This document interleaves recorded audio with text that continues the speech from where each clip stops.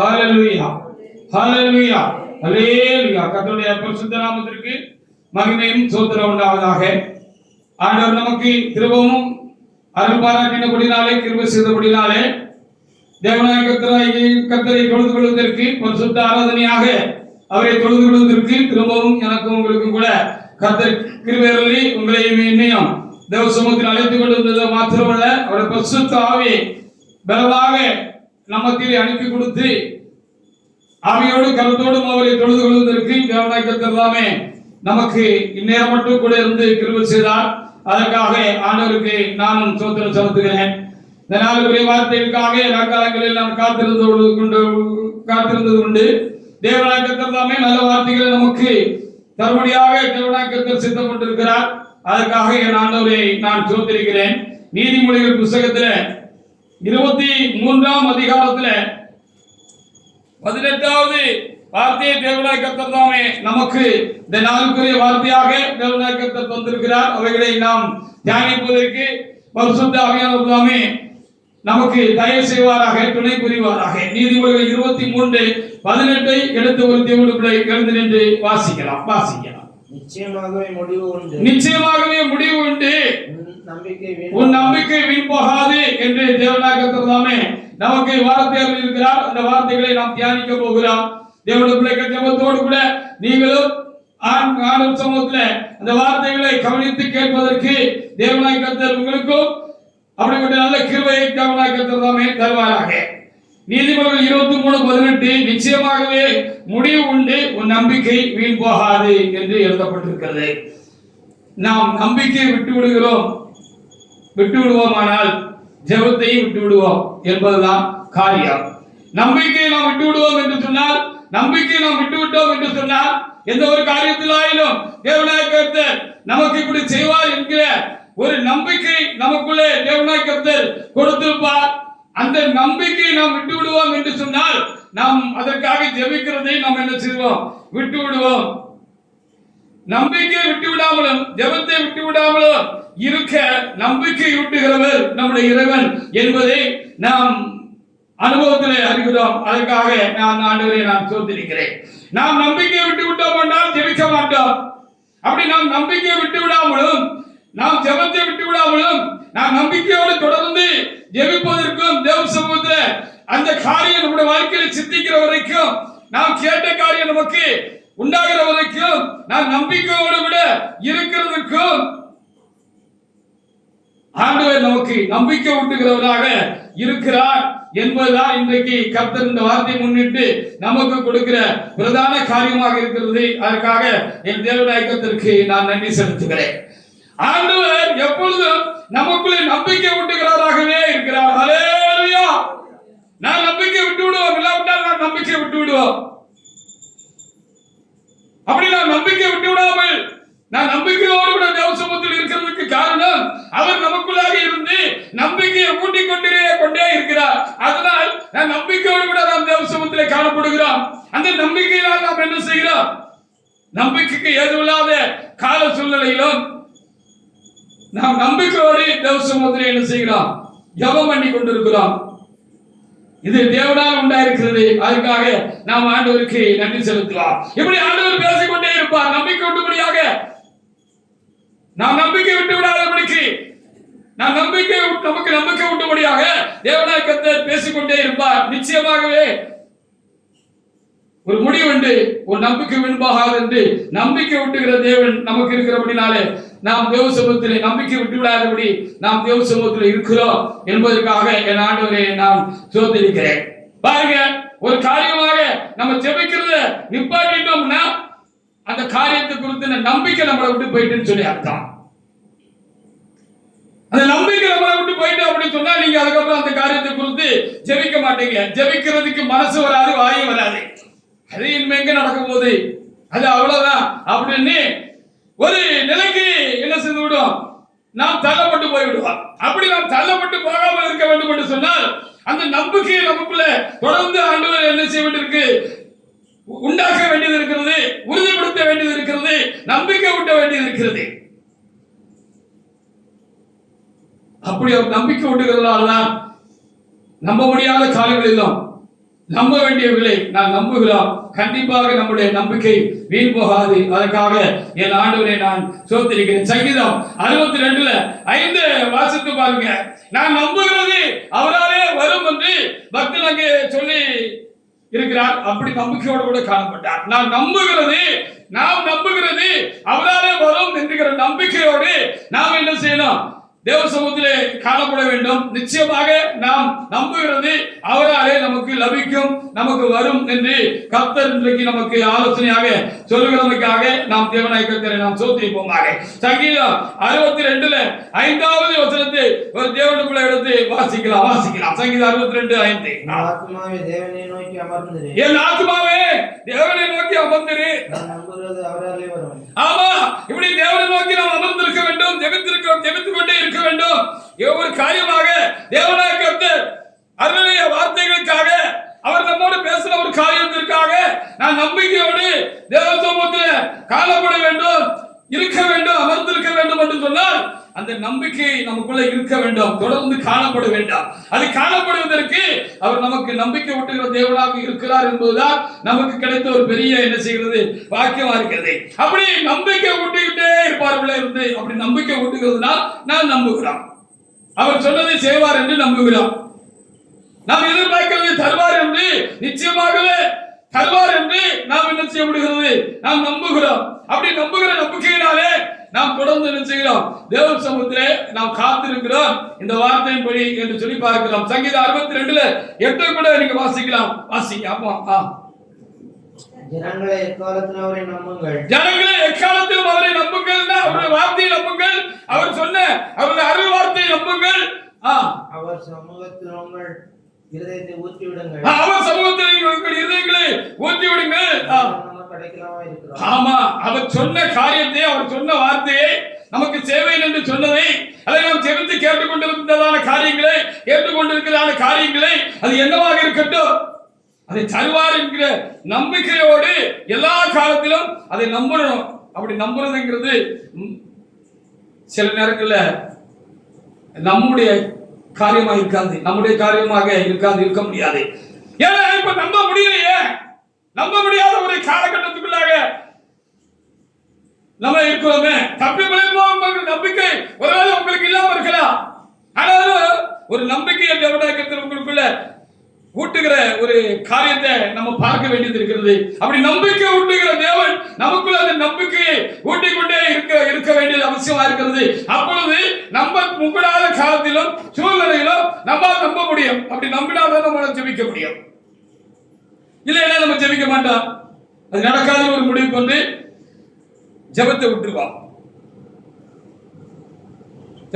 தானே, இது எங்க நடக்க போகுது அப்படின்னு ஒரு நம்பிக்கை இழவு உண்டாயிட்டுனா, நம்பிக்கை இழந்துட்டோம்னா, எந்த காரியமா இருந்தாலும் அந்த நம்பிக்கை நமக்குள்ள இல்லாம போயிட்டு அற்று போயிட்டோம் அப்படின்னு சொன்னா நம்மால் அந்த காரியமாக தொடர்ந்து காத்திருக்க முடியாது, ஜெபிக்க முடியாது. அப்போ அந்த நம்பிக்கை இழந்து போக வேண்டிய கால சூழ்நிலையிலும் நமக்குள்ள ஒரு நம்பிக்கையை ஊட்டி நம்மளை நம்ப செய்து, நம்ம ஜெபிக்க செய்து, நம்பிக்கையோடு காத்திருக்க செய்து, நிச்சயமாக நம்பினது நமக்கு வரும். நம்ம நம்பிக்கை வீண் போகாது என்று தொடர்ந்து ஜெபிப்பதற்கும் குறித்த காலத்துல அதை பெற்றுக் கொள்கிறதுக்கும் தேவன் நமக்குள் இருக்கிற நம்பிக்கையை காக்க வேண்டியது, நம்பிக்கையை ஊட்ட வேண்டியதும் ரொம்ப அவசியமா இருக்கிறது. இது தேவ காரியமாக இருக்கிறது. கர்த்தர் எனக்கு ஒரு வார்த்தை சொல்லி இருக்கிறாரு, என் கூட பேசி இருக்கிறாரு. அந்த நேரத்துல அது எனக்கு இன்பமா இருந்துச்சு, ரொம்ப சந்தோஷமா இருந்துச்சு. எனக்கு அந்த வார்த்தை மேல எனக்கு விசுவாசம் இருந்துச்சு. என்னால அன்றைக்கு நம்ப முடிஞ்சிச்சு. காலங்கள் தள்ளி போய்கிட்டே இருக்கு, சூழ்நிலைகள் எல்லாம் எதிர்மாறா மாறிக்கிட்டே இருக்கு. நடக்கணும் எதிர்பார்த்தது நடக்காம, நான் நடக்காத எல்லா காரியங்கள்லாம் அதுக்கு மாறா நடக்கிறது. இப்பவும் நான் விசுவாசிக்க வேண்டும் என்று சொன்னா அந்த நம்பிக்கை அவர் பூஸ்ட் பண்ணிக்கிட்டே இருக்கும் எனக்குள்ள. அதனால் நான் விசுவாசிக்க முடியும். அவர் எனக்கு சொன்னதை நிறைவேற்றுவார் என்று அதனால நம்ம என்ன செய்ய முடியும்? நாம் விசுவாசிக்க முடியும். இதற்கு கர்த்தர் நமக்குள்ள இருந்து அந்த நம்பிக்கை ஊட்டுகிற தேவனாக இருக்கிறார். அப்படி ஒரு வார்த்தையை தான் நாம் இன்றைக்கு வாசித்தோம். நிச்சயமாகவே முடியும் என்று, உன் நம்பிக்கை வீண் போகாது என்று கர்த்தர் நமக்குள்ள இருந்து அந்த நம்பிக்கையை அப்படி புஷ் பண்ணி விடுவார் அப்படின்னு சொன்னா, பூஸ்ட் பண்ணி விடுவார் அப்படின்னு சொன்னா, அவருடைய ஆவியினால நம்மளால விசுவாசிக்கவும் நம்பவும் காத்திருக்கவும் முடியும் என்பதுதான் காரியமா இருக்கிறது. எரேமியாவின் புத்தகத்துல 29ஆம் அதிகாரத்துல 11வது வசனத்தை நீங்க வாசித்து பாருங்க. கர்த்தருடைய வார்த்தை நமக்கு நம்பிக்கையை ஊட்டுகிறது. ஹல்லேலூயா! நம்ப முடியாத சூழ்நிலையிலும், நம்பிக்கைக்கு ஏதுமில்லாத காலங்களிலும், எங்க அவ்வளவுதான் அப்படின்னு மனம் சொல்லுகிற வேலையிலும் இல்ல, அப்படி இல்ல அப்படின்னு அதை நம்ப செய்கிறது கர்த்தருடைய செயலாகும் ஆவியானுடைய காரியமாக இருக்கிறது. அந்த நம்பிக்கை தேவன் நம்பிக்கை விட்டாவிட்டால் நாம் நம்ப மாட்டோம், நம்ப முடியாது. நம்பிக்கை ஊட்டுகிற தேவனுக்கு நாம் ஸ்தோத்திரம் செலுத்துவோம். எரேமியா புத்தகத்தில் 29:11 ஒரு தேவனுடைய பிள்ளை எடுத்து ஒருவர் வாசிக்கலாம். 29:11 நீங்கள் எதிர்பார்க்கும் முடிவை உங்களுக்கு கொடுக்கும்படி நினைவு அறிவேன் என்று கர்த்தர் சொல்கிறார். அவை தீமைக்கல்ல, நன்மைக்கு நடக்கும் நம்ம எதிர்பார்த்திருக்கோம், தீமையா நடந்துகிட்டே இருக்கு வைங்களேன். எந்த காரியத்தில் நல்லது நடக்கும், நன்மை செய்வேன் ஆண்டவர் சொன்னாரே அது நடக்கும், நன்மையானது நடக்கும் என்று சொல்லி கர்த்தருடைய வார்த்தைகளை விசுவாசித்து நம்பி அதற்காக நாம் ஜெபத்தில் போராடுகிறவர்களாக இருக்கிறோம் என்று சொல்லி வைத்துக் கொள்ளுங்கள். அதற்கு மாறா சாத்தான் காரியங்களை கொண்டு வருவான். எவ்வளவு காலம் கூட நம்மளால என்ன செய்ய முடியாது, உறுதியான நம்ம அறிய முடியாது. அப்படி ஒரு கால சூழ்நிலைக்கு நம்ம தள்ளப்பட்டு போகலாம். அந்த காரியத்துல வாழ்வு காலத்துக்கும் தாழ்வு காலத்துக்கும் இடைப்பட்ட காலத்துல அது என்னமா முடியுமோன்னு மனுஷர்கள் அறியக்கூடாத அறிவிலிகளாக இருக்கிறபடினாலே, அது அறிந்து கொடுக்கக்கூடிய அறிவு அவர்களுக்கு இல்லாதபடினாலே மனுஷர்கள் என்ன செய்யறாங்களா, திகைத்து நிற்கிறாங்க, கலங்கி நிற்கிறாங்க அப்படின்னு சொல்லப்படுகிறது. இப்படி திகைத்து கலங்கி நிற்கிற வரையில இப்படி ஆண்டவரே என்கிட்ட உங்ககிட்ட பேசிக்கிட்டே இருக்காதுன்னு வச்சுக்கோங்க. ஹல்லேலூயா! மனுஷ பேசலாம் நம்மளால விசுவாசிக்க முடியாது, நம்ப முடியாது. ஆனா ஆண்டவர் பேசுகிறார் என்று சொன்னால் அந்த வார்த்தைக்கு வல்லமை உண்டு, பலன் உண்டு. அப்படி நம்ப செய்கிறவர் அவர். ஹல்லேலூயா! நம்புவதற்கு ஏதுவில்லாத காலத்தில் நம்ப செய்கிறவர், பேசி நம்ப செய்கிறவர், அவருடைய ஆவியினால் நமக்குள்ள அப்படி ஒரு நம்பிக்கை ஊட்டுகிறவர். அப்படி ஊட்டுகிறபடினாலே நமக்கு சொன்னதை நாம் விசுவாசிக்கவும், அந்த நம்பிக்கையை விட்டு விடாமல் இந்த நம்பிக்கையோட தேவ சமூகத்தில் நாம் இருக்கவும், அதற்காக நாம் தொடர்ந்து ஜெபத்தில் போராடவும் நாம் கிருபை பெறுகிறோம். அதுதான் நம்முடைய இந்த நாளுக்குரிய முக்கியமான காரியமாக இருக்கிறது. அதற்காக நாம் தேவனாய் கர்த்தரை நாம் ஸ்தோத்திரிப்போம். ரோமர் 4ஆம் அதிகாரத்துல 18வது வசனத்துல இங்க பாருங்க, நம்புறதுக்கு ஏதும் இல்லை. ஆனா அங்க ஒரு தேவன் மனுஷன் நம்பினாருன்னா அவருக்குள்ள அந்த நம்பிக்கையை ஊட்டுனது தேவன், அதனால அவரால் நம்ப முடிந்தது அப்படின்னு தான் நம்ம சொல்ல வேண்டியதா இருக்கிறது. நம்ம பலம் ஒரு அளவுக்கு தான், எந்த காரியத்திலையும் எந்த ஒரு காரியத்திலும் ஒரு குறிப்பிட்ட அளவு தான் நாம் தாக்கு பிடிக்க முடியும். ஆனா அதுக்கு மேல மிஞ்சி போகிற பொழுது, காலம் கடந்து கொண்டே போகிற பொழுது அந்த சூழ்நிலையில நாம் விசுவாசிக்கிறோம் என்று சொன்னால், நம்புகிறோம், அதற்காக தொடர்ந்து நாம் தேவ சமூகத்தில் போராடுகிறோம், செபிக்கிறோம் என்று சொன்னால், காலம் கடந்து போயிட்டேன் அப்படின்னு இல்லாம அப்படி இருக்கிறோம் அப்படின்னு சொன்னா நமக்குள்ள அந்த நம்பிக்கையை அவர் ஊட்டுறாரு. அதனால நம்மளால இப்பவும் அதை நம்ப முடியுது, அதற்காக செபிக்க முடிகிறது என்று கர்த்தர் சொல்கிறார். அது கர்த்தருடைய செயலாக இருக்கிறது. ஹல்லேலூயா! முடியலப்பா அப்படின்னு நீங்க கேட்டீங்கன்னா அது முடியாக கர்த்தர் உங்களுக்கு பலன் செய்வார். நம்ப முடியல, நம்ப செய்வார், அவரை நம்ப செய்வார். நம்பிக்கை பின்போகாத மகனே, நிச்சயமா நல்ல ஒரு முடிவு உண்டு. இந்த இடத்துல நம்ம பார்த்தது போல சமாதானத்துக்கு ஏதுவான காரியம் நடக்கும் அப்படின்னு நம்ப செய்கிறது, நம்பிக்கை விட்டுகிறது இரண்டு காரியமா இருக்கிறது. வாசிக்கலாம். ரோமர் 4:18 வாசிக்கலாம். மாத்திரமல்ல 4:18 தானா? 4:18 உன் சந்ததி இவ்வளவாக இருக்கும் என்று சொல்லப்பட்டபடியே, உன் சந்ததி இவ்வளவாக இருக்கும் என்று சொல்லப்பட்டபடியே, ஹல்லேலூயா! ஜாதிகளுக்கு தகப்பனாய் நம்புவதற்கு ஏதுவாயிருந்தோம். நான் நம்பிக்கையோட விசுவாசித்தான். அவன் சந்ததி இவ்வளவாய் இருக்கும் என்று சொல்லப்பட்டபடியே தான் அநேக ஜாதிகளுக்கு தகப்பனாவதை நம்புவதற்கு ஏதுவில்லாதிருந்தும் அது நம்பிக்கையோடு விசுவாசித்தார் ஆபிரகாம் என்று சொன்னால் அது எப்படின்னு சில நேரத்தில் எனக்கு கேள்வி எழுப்பி இருக்கிறது. அது இப்படித்தான் என்று சொல்லி நமக்குள்ளும் சில காரியங்களை தள்ளி போகிற பொழுது, காலங்கள் கடந்து போகிற பொழுது, நம்ப முடியாத ஒரு சூழ்நிலைக்கு நம்முடைய ஆத்மா தள்ளப்பட வேண்டிய ஒரு நிலைக்கு தள்ளப்படுகிற பொழுது இல்ல நடக்கும் என்று அந்த நம்பிக்கையை அவர் நமக்குள்ள ஊட்டுறாரு. அதை வச்சுதான் அறிய முடிகிறது. அப்படியானால் முழுசும் அது ஆபிரகாமினுடைய பலம் இல்லை அப்படின்னு நம்ம அனுபவத்தில் வளர்ந்து கொள்ள முடிகிறது. அப்படி எப்படி அவருக்கு நம்பிக்கைக்கு ஏதுவில்லாத சூழ்நிலை எப்படி நம்ப முடிஞ்சிச்சு? அவர் எப்படி நம்பினாரு? அவருக்கு அருளிய அந்த வார்த்தை நடக்கணும் எப்படி ஆபிரகாம் நம்பினாரு? அந்த நம்பிக்கை அவருக்குள்ள சுரந்துகிட்டே இருக்கிற மாதிரி அது புஷ் பண்ணிக்கிட்டே இருந்தார், பூஸ்ட் பண்ணிக்கிட்டே இருந்தாரு அவருக்குள்ள இருந்த தேவன். ஆபிரகாம் நம்பு அப்படின்னு சொல்லி நம்பிக்கை ஊட்டிக்கிட்டே இருந்தாரு. அதனால அவர் நம்பினாரு, நம்ப முடிஞ்சிச்சு. நம்பிக்கை விட்டு விடக்கூடாது என்பதற்காக கர்த்தர் நமக்கு தருகிற நல்ல அருள் வார்த்தைகளுக்காக நான் என் தேவனாய்க்கத்திலே சோத்திருக்கிறேன். தேவ பலத்தினால் நம்பருக்கு எதிரான சூழ்நிலையிலும் நம்மால் நம்ப முடிகிறது என்பதுதான் உண்மை. தேவன் அதை செய்கிறார். நமக்குள்ளாக வந்து அந்த நம்பிக்கையை உறுதிப்படுத்துகிறார், அந்த நம்பிக்கையை காக்கிறார். நம்பிக்கை விட்டுவிடாதபடிக்கு கர்த்தர் நமக்குள்ளே அப்படி ஒரு காரியத்தை என்ன செய்கிறார், கண்டிப்பாக செய்கிறார் என்று நான் உணர்கிறேன். இல்ல அது நம்மளால முடியாது.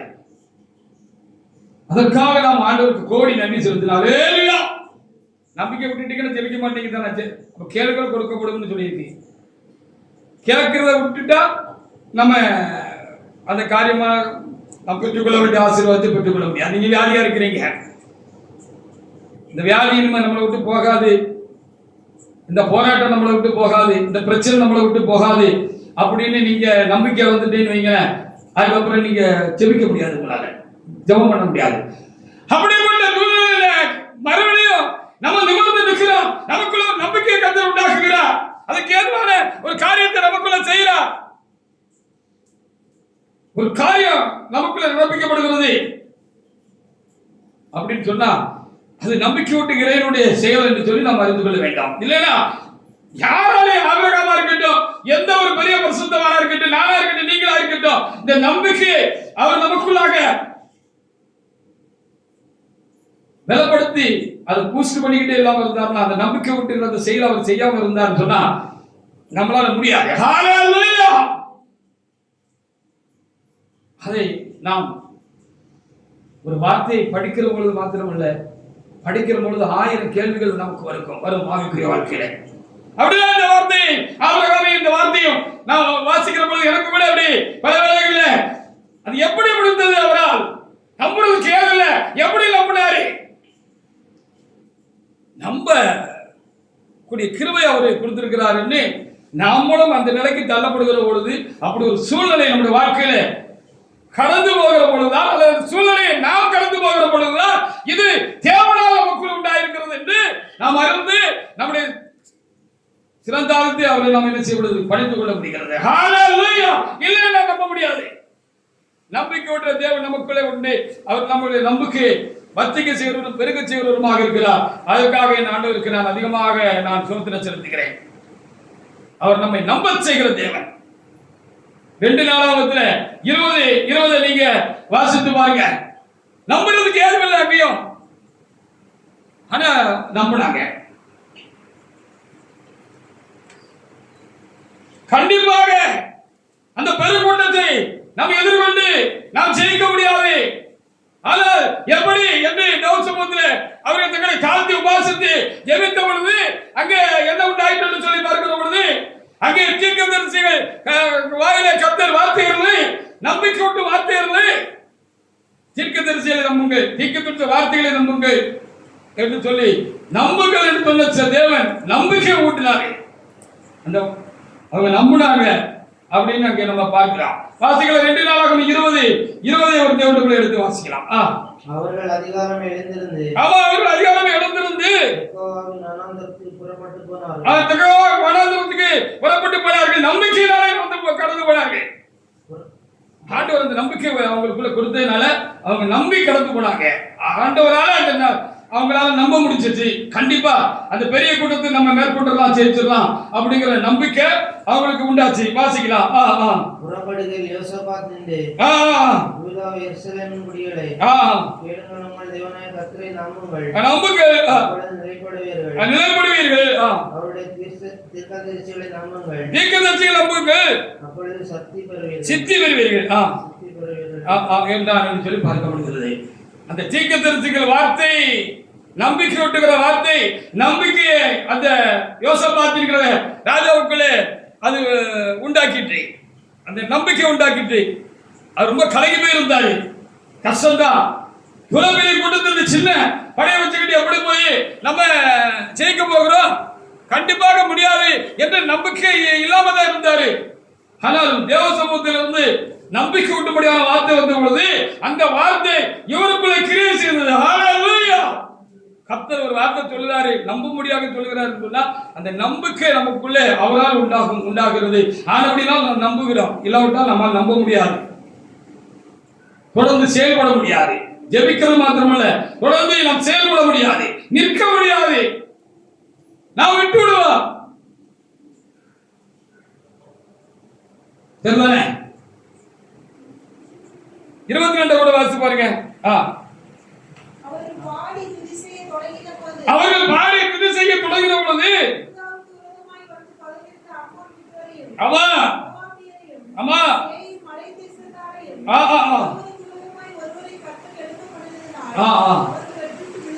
ஆமா, இவங்க யுத்தம் பண்ணவே இல்ல, ஆண்டவர் எடுத்துட்டாரு. அந்த கூட்டத்தை எல்லாம் சிதைச்சு போட்டாரு.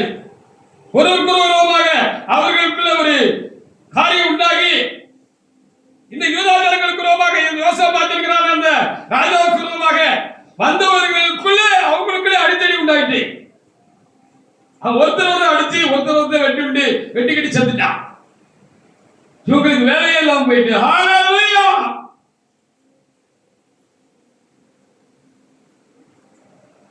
அந்த தீர்க்கதரிசியோட வார்த்தை தேவனுடைய வார்த்தையா இருந்தபடினாலே அது யோசேப்பாத்துக்குள்ளே நம்பிக்கை உண்டு. அந்த நம்பிக்கையாலே ஜனங்களுக்கு அவர் சொன்ன வார்த்தை ஜனங்களுக்குள்ளே நம்பிக்கை உண்டாயிற்று. அங்கே கர்த்தர் செய்தார், காரியங்களை நடப்பித்தார் என்று சொல்லி நம்ம என்ன செய்வது பார்க்க முடிகிறது. அதுக்காக நாம் ஆண்டவரை நாம் சோத்திரிப்போமாக. நம்ம செய்கிறவர் அப்படியே செய்யவும் செய்தார், அவருடைய நம்பிக்கை வீண் போகவில்லை. நாமும் நம்பும்படியாக கர்த்தர் நமக்குள்ளே சில காரியங்கள்ல நமக்கு ஒரு நம்பிக்கை தேவனாய் கர்த்தர் கொடுத்திருக்கிறார் என்று சொன்னார். தொடர்ந்து நம்பும்படியாக அவர் பேசுகிறார் என்று சொன்னால், நம்ப செய்கிறார் என்று சொன்னால், நான் நம்புகிறோம் என்று சொன்னால் இது தேவனுடைய செயலாக இருக்கிறது. சொன்னவர் அதை செய்து முடிப்பார். ஆனபடியாலே நாம் நம்பிக்கையோடு காணப்பட வேண்டும். நம்முடைய நம்பிக்கை வீண் போகாது. நிச்சயமாக நாம் எதிர்பார்த்த நல்ல காரிய முடிவு நமக்கு உண்டாயிருக்கும். ஹல்லேலூயா! நம்புறீங்களா? நம்புங்க. நம்பணும். நம்ப செய்வதற்கு வல்லமை அவருடைய வார்த்தையில் உண்டு. ஆதியாகமம் 28:15 நீங்க வாசி பாருங்க. யாக்கோபும் நம்பிக்கை இழந்து இந்த வேளையில் தேவனாய் கர்த்தர் அவரை சந்திச்சார் அப்படின்னு நம்ம பார்க்க முடிகிறது. ஆதியாகமம் 28:15 வாசிங்க. நான் உன்னோட இருந்து நீ போகிற இடமெல்லாம் உன்னை காத்து இந்த தேசத்துக்கு உன்னை திருப்பி வரப்பண்ணுவேன். நான் உனக்கு சொன்னதை செய்யாமல் உன்னை கைவிடுதலை என்றார். அப்படி ஆண்டவர் சொன்னபோது அவருக்குள்ள ஒரு பெரிய நம்பிக்கை உண்டாயிட்டு. ஹல்லேலூயா! ஆண்டவர் பேசினாலும் நம்பிக்கை உண்டாகும். காலம் கடந்து போனாலும் நமக்கு நம்பிக்கை இல்லாவிட்டாலும், நம்பிக்கைக்கு ஏதுவான காரியங்கள் இல்லாமல் போய்விட்டாலும் ஆண்டவர் பேசினா உங்களால நம்ப முடியும். அந்த நம்பிக்கை ஆண்டவர் நமக்கு தருவார். திரும்பவும் நீங்க பலப்பட்டுவீங்க, நிமிர்ந்து நிற்பீங்க. ஹல்லேலூயா! நம்புற மாதிரி சொல்லுவாரு, நம்புற மாதிரி ஏதாவது செய்வார் கண்டிப்பா.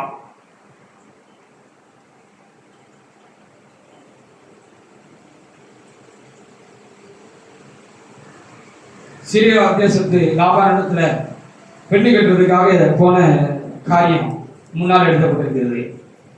அப்படி ஏன் என்ன நம்பிக்கை இறந்து போயிருக்குன்னு சொல்லுகிற பொழுது அவரு தலையில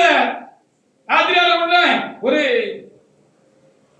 கல்ல தூக்கி தலைமையா வச்சுட்டு அவர் படுத்திருந்தாரு அப்படின்னு முந்தின வசனங்கள்ல எழுதப்பட்டிருக்கிறது. பொண்ணு பார்க்கறதுக்கு போகிற பொழுது அந்த காலத்துல எல்லாம் இப்பொழுதும் இஸ்ரவேல் தேசத்துல அதுல விசேஷமாக இந்த முஸ்லிம் நாடுகள் எல்லாம் பொண்ணுகளுக்கு வரதட்சணை கொடுத்து கட்டுறாங்க. நம்ம தான் வாங்கிட்டு கட்டுறோம். இந்தியா மாதிரி இந்த மாதிரி இடங்கள்ல தான் அங்கெல்லாம் பார்க்கிற பொழுது பொண்ணுக்கு வரதட்சணை கொடுத்துதான் கட்டுறாங்க. அதான் ஈசாக்கு திருமண காரியங்கள்ல நம்ம பார்க்கலாம். அப்ப இவரு போயிருந்தார் அப்படின்னு சொன்னா போகும்போது நிறைய சவரித்தை கொண்டு போயிருப்பாங்க. அப்பா அம்மா கொடுத்து விட்டுருப்பாங்க. பொண்ணுக்கு இந்த காரியத்தெல்லாம் கொடு, அதை கொடு, இது கொடு, பொண்ணு வீட்டுல இருக்கிற மாமனுக்கு இதை கொடு, மாமிக்கு இதை கொடு, மச்சனனுக்கு இதை கொடு அப்படின்னு சொல்லி அதெல்லாம் நிறைய கொடுத்துதான் அனுப்பியிருப்பாங்க. அவங்க எத்தனை ஒட்டகத்துல கொண்டு போனாரோ, எத்தனை வேலைக்காரங்க கூட போனாங்களோ எனக்கு தெரியாது. அப்போ ஒரு இடத்துல தங்கி டென்ட் போட்டு தங்குறதுக்கெல்லாம் ஒரு நாள் 2 நாள் 3 நாள் எத்தனை நாள் ஆகுமோ தெரியாது இல்லையா, அது எழுதப்படலை. போகிற பொழுது டென்ட் போட்டு அங்கே சௌக்கியமா தங்கிட்டு போறதுக்கு வேண்டிய எல்லாம் தலாரணி எல்லாம் மெத்தகிட்டு எல்லாம் கூட நினைச்சிருப்பாங்க. பல குதிரை பல ஒட்டகங்களை கொண்டு போயிருப்பாங்க. அப்படிதான் உச்சிதமான காரியங்களை அவர்களுடைய வேலைக்காரன் ஈசாக்கு பெண் கேட்டு போகிற பொழுது அவர் கொண்டு போனார் அப்படின்னு சொல்லி பார்க்கிறார். அன்னைக்கு தலைக்கு கல்ல வச்சுட்டு கொடுத்தாருன்னா சலத்துல ஆராய்ச்சியாளர்கள் என்ன சொல்கிறார்கள் சொன்னா, இடையில கல்லர்கள் திருடர்கள் எல்லாத்தையும் அபகரிச்சுட்டு போயிட்டாங்க. இவங்க எங்க பொண்ணு கேட்க போக, இவங்க எங்க நம்ம ஊரு போய் சேர போறோம் அப்படின்னு அவர் நம்பிக்கை இல்லாம இருந்த நேரத்துலதான் அவர் தலைக்கு கல்ல வச்சுட்டு சவம் பண்ணிட்டு படுத்துட்டாரு. ஆண்டவரே, உங்க நம்பிதான் பிரயாணத்தை ஆரம்பிச்சேன், இந்த பிரயாணத்தை முடிப்பேனா அப்படின்னு சொல்லுகிற பொழுதுதான் காலத்துல கத்திர செஞ்சாரா அவருக்கு நம்பிக்கை ஊட்டும்படி தேவனாக்கத்தர் அவர்களோட பேசினாரு. அவருக்கு நம்பிக்கை உண்டாயிட்டு வாசிக்கப்போ இப்ப அந்த வசனத்தை வாசிக்க. அதே 28:15 நான் உன்னோட இருந்து போகிற இடமெல்லாம் உன்னை காத்து இந்த தேசத்துக்கு நான் திரும்பி வரப்போன பண்ணுவேன். நான் உனக்கு சொன்னதை செய்யும். எல்லாம் போயிட்டு நினைச்சிட்டு இருக்கியா? நான் உங்களை இருக்கேன், எல்லாம் உனக்கு உண்டாகும், எல்லாம் உனக்கு சவரித்து தருவேன். பொண்ணு கட்டு போறதுக்கு கொடுக்கறதுக்கு ஒண்ணு இல்லை நினைக்காத. பொண்ணு உனக்கு கிடைக்கும், நீ ஆசீர்வதிக்கப்படுவாய், உன் சந்ததி உனக்கு அங்கே உண்டாயிருக்கும், ஏராளமும் தாராளமாக உனக்கு ஆசீர்வாதம் உண்டாயிருக்கும். அந்த காலத்துல ஆடு மாடுதான் இஸ்ரவேலருக்கு யூத ஜனங்களுக்கு சொத்தா இருந்துச்சு. ஏராளமான ஆடு மாடுகளையும் நீ சௌரிப்பாயி.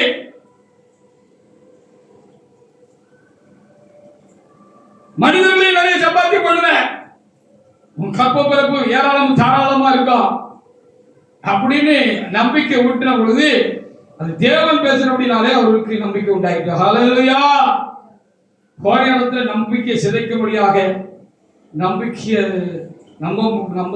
விட்டுற மாதிரி செபத்தை விட்டுற மாதிரி தான் அங்கேயே அவருக்கு இருந்துச்சு அப்படின்னு சொல்லி பார்க்கலாம்.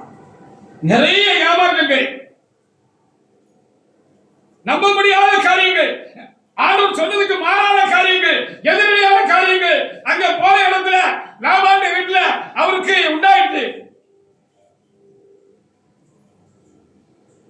ஆனாலும் அவரை நம்ப செய்தவர், நம்பிக்கை ஊட்டினவர், நம்பிக்கை விட்டுவிடாதபடிக்கு அவருக்கு நம்பிக்கை அவருக்குள்ள வச்சிருந்தவர் பூஸ்ட் பண்ணிக்கிட்டே நம்பிக்கை இறைவன் இருந்தார் அப்படின்னு அங்கே சொல்லப்பட்டிருக்கு. அப்படி ஒரு காரியம் எனக்குள்ள உங்களுக்குள்ள நடக்கலைன்னா நீங்களும் நம்ப முடியாது, நானும் என்ன செய்ய முடியாது. இன்றைக்கு கொடுக்கப்பட்ட இந்த வார்த்தையை கூடி அந்த நல்ல முடிவை நம்ம கண்டு கர்த்தருக்கு நன்றி செலுத்துகிற வரைக்கும் நம்மளே நம்ப முடியாது, நம்பிக்கை விட்டுருவோம். ஹல்லேலூயா. ஆனா நம்பிக்கை வீண் போகாது என்பதா கர்த்தர் நமக்கு அப்பப்பொழுது சொல்லுகிற காரியமா இருக்குது. ஆண்டவரே நாளைக்கு என்ன சொல்லணும் ஆண்டவரே, வருகிறவர்களுக்கு என்ன சொல்லணும் ஆண்டவரே,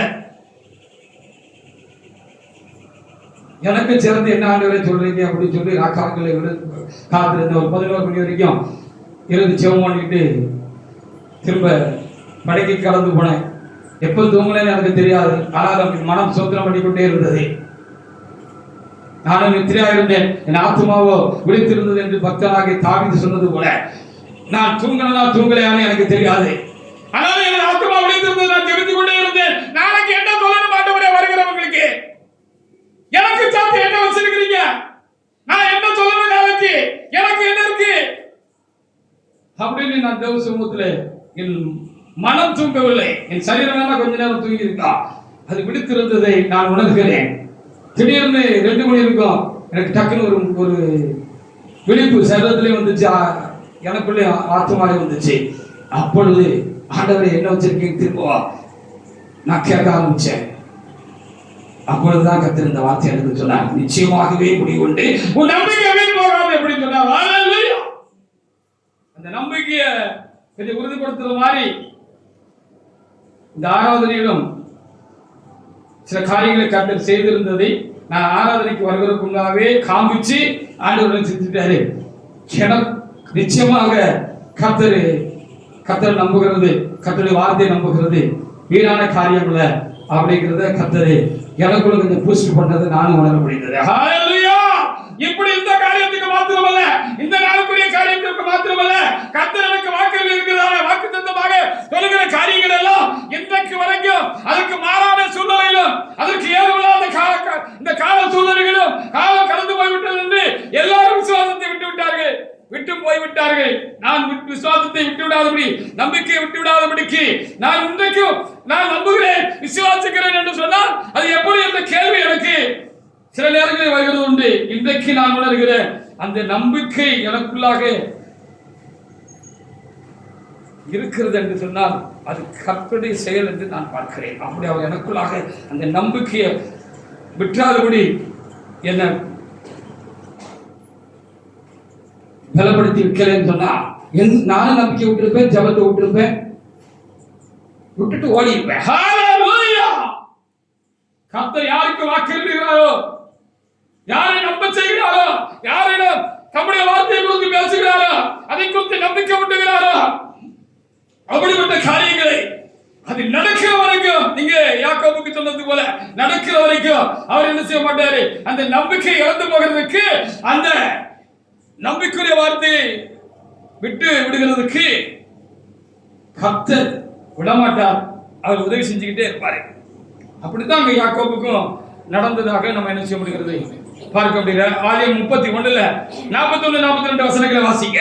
போன இடத்துல அதற்கு மாறான காரியங்கள் தான் நடந்துச்சு. இப்பவும் சில காரியங்கள் நமக்கு நீண்ட காலமாக நாம் எதிர்பார்த்திருக்கிற முடிவை கர்த்தர் நமக்கு எப்படி தருவாரு, எப்படி தர போறாரு என்று நம்ப முடியாத காரியங்கள் நடந்துகிட்டே இருக்கு. நம்ப முடியல. ஆனா நம்ம நம்பிக்கை விட்டுட்டு ஓடாம நம்பிக்கையா இருக்கிறோம். அதான் தெய்வ செயல். எனக்கு சொன்ன வார்த்தையை நான் கடைசி வரைக்கும் விசுவாசிக்கிறதுக்கு கிருபை வராவிட்டால் நான் நம்பிக்கையை விட்டுருவேன், ஜபத்தை விட்டுருவேன், அந்த காரியத்தை விட்டுருவேன். எப்படி யோசிக்கிற பொழுது இது ஒரு தெய்வ செயல் தான். அந்த நம்பிக்கை நமக்குள் ஊறிக்கொண்டே இருக்கிறதோ அது தெய்வ செயல் தான் என்று நான் உணர்கிறேன். உங்களுக்கு ஒரு காரியத்தை கர்த்தர் சொல்லி இருக்கிறார் என்று சொன்னால் கர்த்தர் கண்டிப்பாக அதை குறித்து ஒரு நம்பிக்கை உங்களுக்காக வைத்திருந்தார் என்று சொன்னால், இப்பொழுது உங்களால் ஏறவில்லை என்று சொன்னாலும் அந்த நம்பிக்கை முற்றிலும் நீங்கள் இழந்து போக மாட்டீர்கள். நம்பிக்கையான காரியங்களை சொல்லவர் அந்த நம்பிக்கையை விட்டுக்கிட்டே இருப்பார். ஹல்லேலூயா. அதுக்கு ஏதாவது செஞ்சுக்கிட்டே இருப்பார். சொல்லவும் செய்வார், செய்யவும் செய்வார். ஆனபடினால் நாம் இருக்கிறோம், நம்பி இருக்கிறோம். வாசிங்க 31 41 42. இந்த 20 வருஷம் உன்னுடைய வீட்டிலே இருந்து 14 வருஷம் உடைய 2 குமாரத்திற்காகவும் ஆமா 6 வருஷம் உடைய மந்தைக்காகவும் ஆமா இடத்தில் சேவித்து ஆமா 10 முறையின் சம்பளத்தை மாற்றினீர். ஆமா ராமன் தேவனும் ஆபிரகாம் தேவனும் இசாக்கும் பயபக்திக்கிறவரும் என்னோட ரமா போனார். ஆமா இப்பொழுது வெறுமையாக சும்மா அனுப்பியிருப்பேன். தேவன் சிறுமையை என் கைப்பிரவேசத்தையும் பார்த்து நேற்றாதிரியுமே கடிந்து கொண்டார்னு சொன்னார். அவன் சும்மா நம்மளை அனுப்ப மாட்டாரு அப்படின்னு சொல்லி ஆவியானவர் பெருமக்கு குறிப்பா சொல்றாரு. ஹalleluya. வெறுமையா அனுப்பிடுவார் ஆண்டவரே. தேவனை நம்பி வந்திருக்கீங்க தானே, தேவ சமூகத்தில் இருக்கீங்க தானே, சும்மா உங்களை ஆண்டவரே வெறுமையா அனுப்பிடுவாரா? உங்களுக்கு சொன்னதை செய்ய மாட்டாரா? அந்த நம்பிக்கையை தொடர்ந்து தொடுக்க செய்கிறவரும் அதை நமக்குள்ள அந்த நம்பிக்கை ஊறுகிறதுக்கும் கர்த்தர் நமக்குள்ள இருந்து அதை செஞ்சுக்கிட்டே இருக்கிறாரு. அதனால நாம் நம்புகிறோம். ஹalleluya. இல்லைன்னா போயிருவீங்க, ஆண்டவரை விட்டுருவீங்க, ஆண்டவரே விட்ட வேண்டியது வந்துடும். அவ்வளவு நெருக்கம். 7 வருஷம் ஆசாசையா ராகேலுக்காக அவரு வேலை செஞ்சாரு. 4 பொண்ணதே தெரியல. அந்த அம்மா மேல அவருக்கு அவ்வளவு கொல்ல பிரியம். 2 பிள்ளைகள் இருந்தாங்க. லேயாள் ராகேல் இருந்தாங்க. லேயாள் மூத்தவளாக இருந்தார், ராகேல் இளையவளாக இருந்தார். ஆனால் அந்த யாக்கோபுக்கு அந்த ராகேல் மேல ரொம்ப பிரியம். அதனால மாமா வர வழியில எல்லாத்தையும் கொள்ளைக்காரங்க கொள்ளையடிச்சுட்டு போயிட்டாங்க மாமா, நான் வந்து தப்பி பழச்சி உயிரோட வந்ததே பெரிய காரியம், உங்க வீடு வந்து சேர்ந்ததே பெரிய காரியம், கொடுக்கறதுக்கு ஒண்ணும் இல்லையா மாமா, கொடுத்து தானே கிட்டணும் மாமா அப்படின்னு கேட்ட பொழுது, சரி என் பொண்ணை கட்டித்தாரு என்ன பொழுது, எனக்கு இளைய பிள்ளை தான் வேணும் கேட்டிருக்கேன். ஐயோ மூத்தவளை வச்சுட்டு இளைய கொடுக்க முடியாது. சரி இளைய பிள்ளையா வேணும், ராகேலா வேணும், சரி உனக்கு கட்டி கொடுத்துடலாம். அப்ப நான் என்ன கொடுக்கறது மாமா அப்படின்னு சொன்னதுக்கு, அவளுக்காக 7 வருஷம் என்ன செய்ய, என்கிட்ட நீ என்ன செய்ய, வேலை பாரு அப்படின்னு சொன்னாரு. ஹalleluya. லவா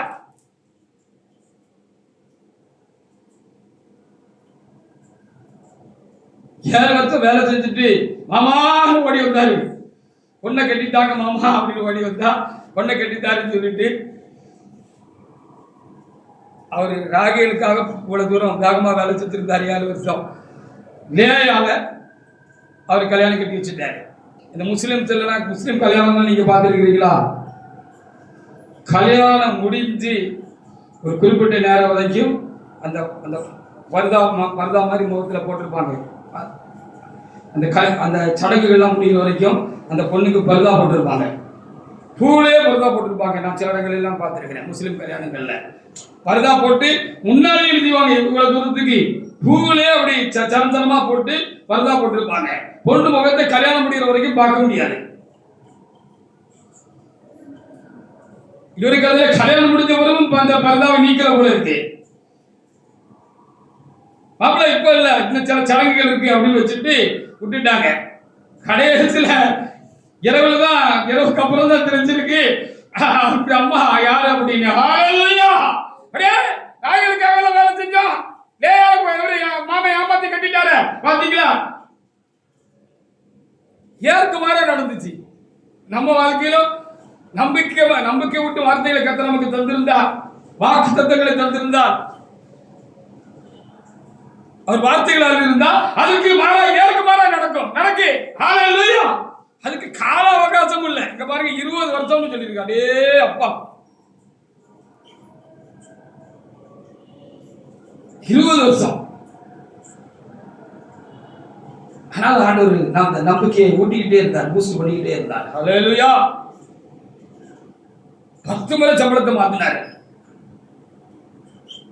எப்படி நம்ப முடியுது? தொஞ்சி போயிரும்ல மனசே, தொஞ்சி போயிரும்ல. நீண்ட காலம் இப்படி நம்ம கர்த்தரை நம்பி, அவர் சொன்ன வார்த்தையை நம்பி நீண்ட காலம் கேட்குமாறான ஒரு சூழ்நிலையில, ரொம்ப பாதிப்பான சூழ்நிலை இருந்தா நம்ம முடியுமா? முடியாம போயிட்டு நிறைய இருக்கு. ஹalleluya. விட்டுட்டாங்க நம்பிக்கைய. அப்படி யாக்கோபு விடல, அவர் தாத்தா ஆபிரகாம் விடல.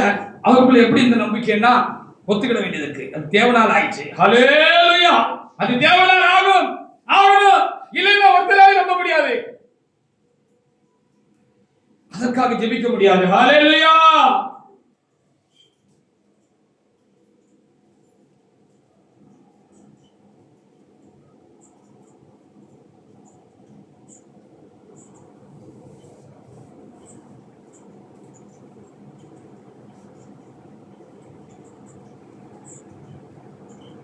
அதே 31 11 முதல் சில வசனங்கள் வாசி பாருங்க. அப்போ அப்படி அந்த நம்பிக்கையை ஊட்டிக்கிட்டே இறைவன் இருக்கணும். இருந்தா முடியும். ஹல்லேலூயா. அதனால் ஒருவேளை நான் விசுவாசிக்கிறேன். அது வாக்குத்தத்தம் பெற்றவங்க ஒரு காரியத்தை செய்வேன்னு உங்களுக்கு யாருக்கிட்ட கர்த்தர் குறிப்பா பேசியிருக்கிறாரோ அவங்களுக்கு அந்த நம்பிக்கை ஆண்டவர் ஊட்டிக்கிட்டே இல்லைன்னா கதை முடிஞ்சு போச்சு, சோழி முடிஞ்சு போச்சு. ஹல்லேலூயா. சோழி முடிஞ்சு போச்சு. நம்ப முடியாத கால சூழ்நிலையிலும் நம்பிக்கை ஊட்டி அந்த நம்பிக்கையை காக்கிறவர் நம்முடைய தேவன். அதற்காக நான் என் தேவனை நான் சோத்திருக்கிறேன். ஹல்லேலூயா. வாசிக்க பாப்போம். 11 12 13. அன்றையும் தேவதூதன் ஒரு சொப்பனத்தில் யாக்கோபே சொன்னாரு, உங்க அப்பா அப்படி ரொம்ப நாளா வச்சிருந்து பல வேலைகளை அவர் செஞ்சுட்டாரு. அது அப்படிலாம் இனிமேல் இங்க இருக்க முடியாது. நேற்று ராத்திரி ஏசப்பா என்கிட்ட வந்து பேசினாரு, தேவன் என்கிட்ட வந்து பேசினாரு, நீ இந்த ராமானுக்கு ஊழியம் செஞ்சது போதும், நீ இப்ப புறப்பட்டு போ, உன் ஜென்ம தேசத்துக்கு புறப்பட்டு போ. நான் உங்ககிட்ட சொன்ன காலமும் அந்த சபைக்கு நேரம் வந்துட்டு 28 சொன்னாரு. அதிகம் 28 அதை செய்யப்பட நான் கைவிட மாட்டேன். திரும்பவும் ஒரு தேசத்துக்கு உன்னை கொண்டு போய் சேர்ப்பேன்னு சொன்னோம்ல, அந்த காலம் வந்துட்டு அப்படின்னு சொல்ல பொழுது மனைவி கிட்ட பேசுற காரியம் தான் எழுதப்பட்டிருக்கிறது. அப்ப சொன்னாரு, என்ன சொன்னாரு பாருங்க. அன்றையும் தேவதூதன் ஒருவர் சொப்பனத்தில் யாக்கோபே என்றார், இதோ இருக்கிறேன் என்றேன். அப்படி நம்பிக்கை விட்டுவாரு. ஹல்லேலூயா. நம்பிக்கை இறந்து போகாதபடி நம்பிக்கையில இருக்கிறதுக்கு நம்பிக்கை விட்டுவாரு. அப்பொழுது அவர் கண்களை எடுத்து பார், ஆடுகளோட போலையும் கடாக்களெல்லாம் கலப்பு நிறமும் புள்ளியும் வரியுள்ளதுமா இருக்கிறது. அவனுக்கு செய்கிறது யாவையும் கண்டேன். நீ தூணுக்கு அபிஷேகம் செய்து எனக்கு ஒரு பொருத்தனை பண்ணின உனக்கு தரிசனமான தேவன் நானே. இப்பொழுது இந்த தேசத்தை விட்டு புறப்பட்டு இனத்தாரிடத்திற்கு இனத்தாரில் இருக்கிற தேசத்திற்கு திரும்பி போய் என்று சொன்னார் என்றார். அப்படி சொன்னாரு. எத்தனை நாள் சம்பளத்தை மாத்த வந்தாலே நம்மளை இப்படி ஏமாத்திக்கிட்டே இருக்கானே, எத்தனை காலத்துக்கு நம்ம இப்படி வஞ்சிக்கப்படுகிறது அப்படின்னு அவர் சங்கட போட்ட நேரத்துல எல்லாம் ஆண்டவர் நம்பிக்கை தளர விட்டுறாத யாக்கோபு, நம்பிக்கை தளர விட்டுறாத, உனக்குள்ள பகனை அவனுக்கு வாங்கி தருவேன் அப்படின்னு அவரு சொப்பனத்துல அவருக்கு நம்பிக்கை விட்டுக்கிட்டே இருந்திருக்கிறாரு. ஹல்லேலூயா. சொல்ல மாதிரியே செஞ்சு முடிச்சுட்டாரு அப்படின்னு சொல்லி நம்ம என்ன செய்கிறோம் பார்க்கிறோம்.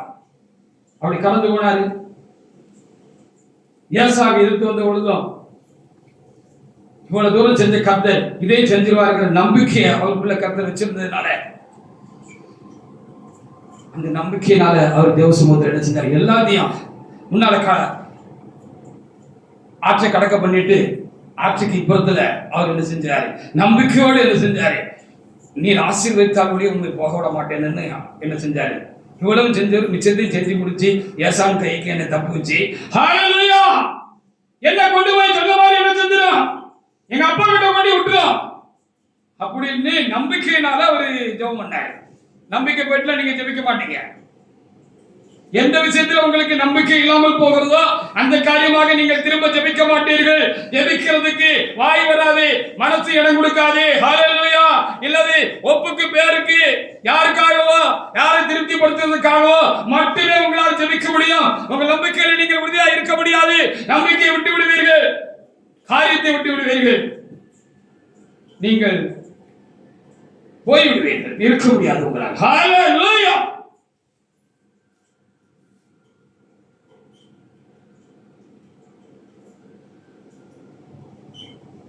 ஆதியாகமம் 32:10 வாசி பாருங்க.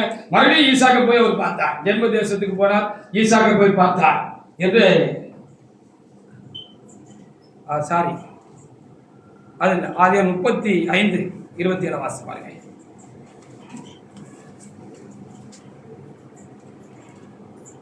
அதே 35:27. பின்பு யாக்கோபு அர்பாவின் ஊரானாகிய மம்ரேக்கு தன் தகப்பனாகிய ஈசாக்கினிடத்தில் வந்தான். அது ஆபிரகாம் ஈசாக்கு தங்கியிருந்த எப்ரோன் என்னும் ஊர். அப்படின்னு சொல்லி பாருகிறான். வயசான காலத்துல திரும்பவும் போய் என்ன செஞ்சாரா? ஈசாக்க போய் தகப்பனை போய் ஜன்ம தேசத்துல பார்த்தாரு அப்படின்னு சொல்லி சொல்லப்பட்டிருக்கிறது. நான் உனக்கு சொன்னதை செய்யவும் உன்னை கைவிட மாட்டேன் என்று அந்த நம்பிக்கையினாலே அவருக்கு இந்த காரியம் எல்லாம் நடந்துச்சு. அந்த நம்பிக்கை இறைவனாலே அவருக்குள் காக்கப்பட்டது, ஊட்டப்பட்டது அப்படின்னு நான் நம்புறேன். அதற்காக என் ஆண்டவரை நான் என்ன செய்கிறேன்? அதிகமாக நான் சோத்திருக்கிறேன்.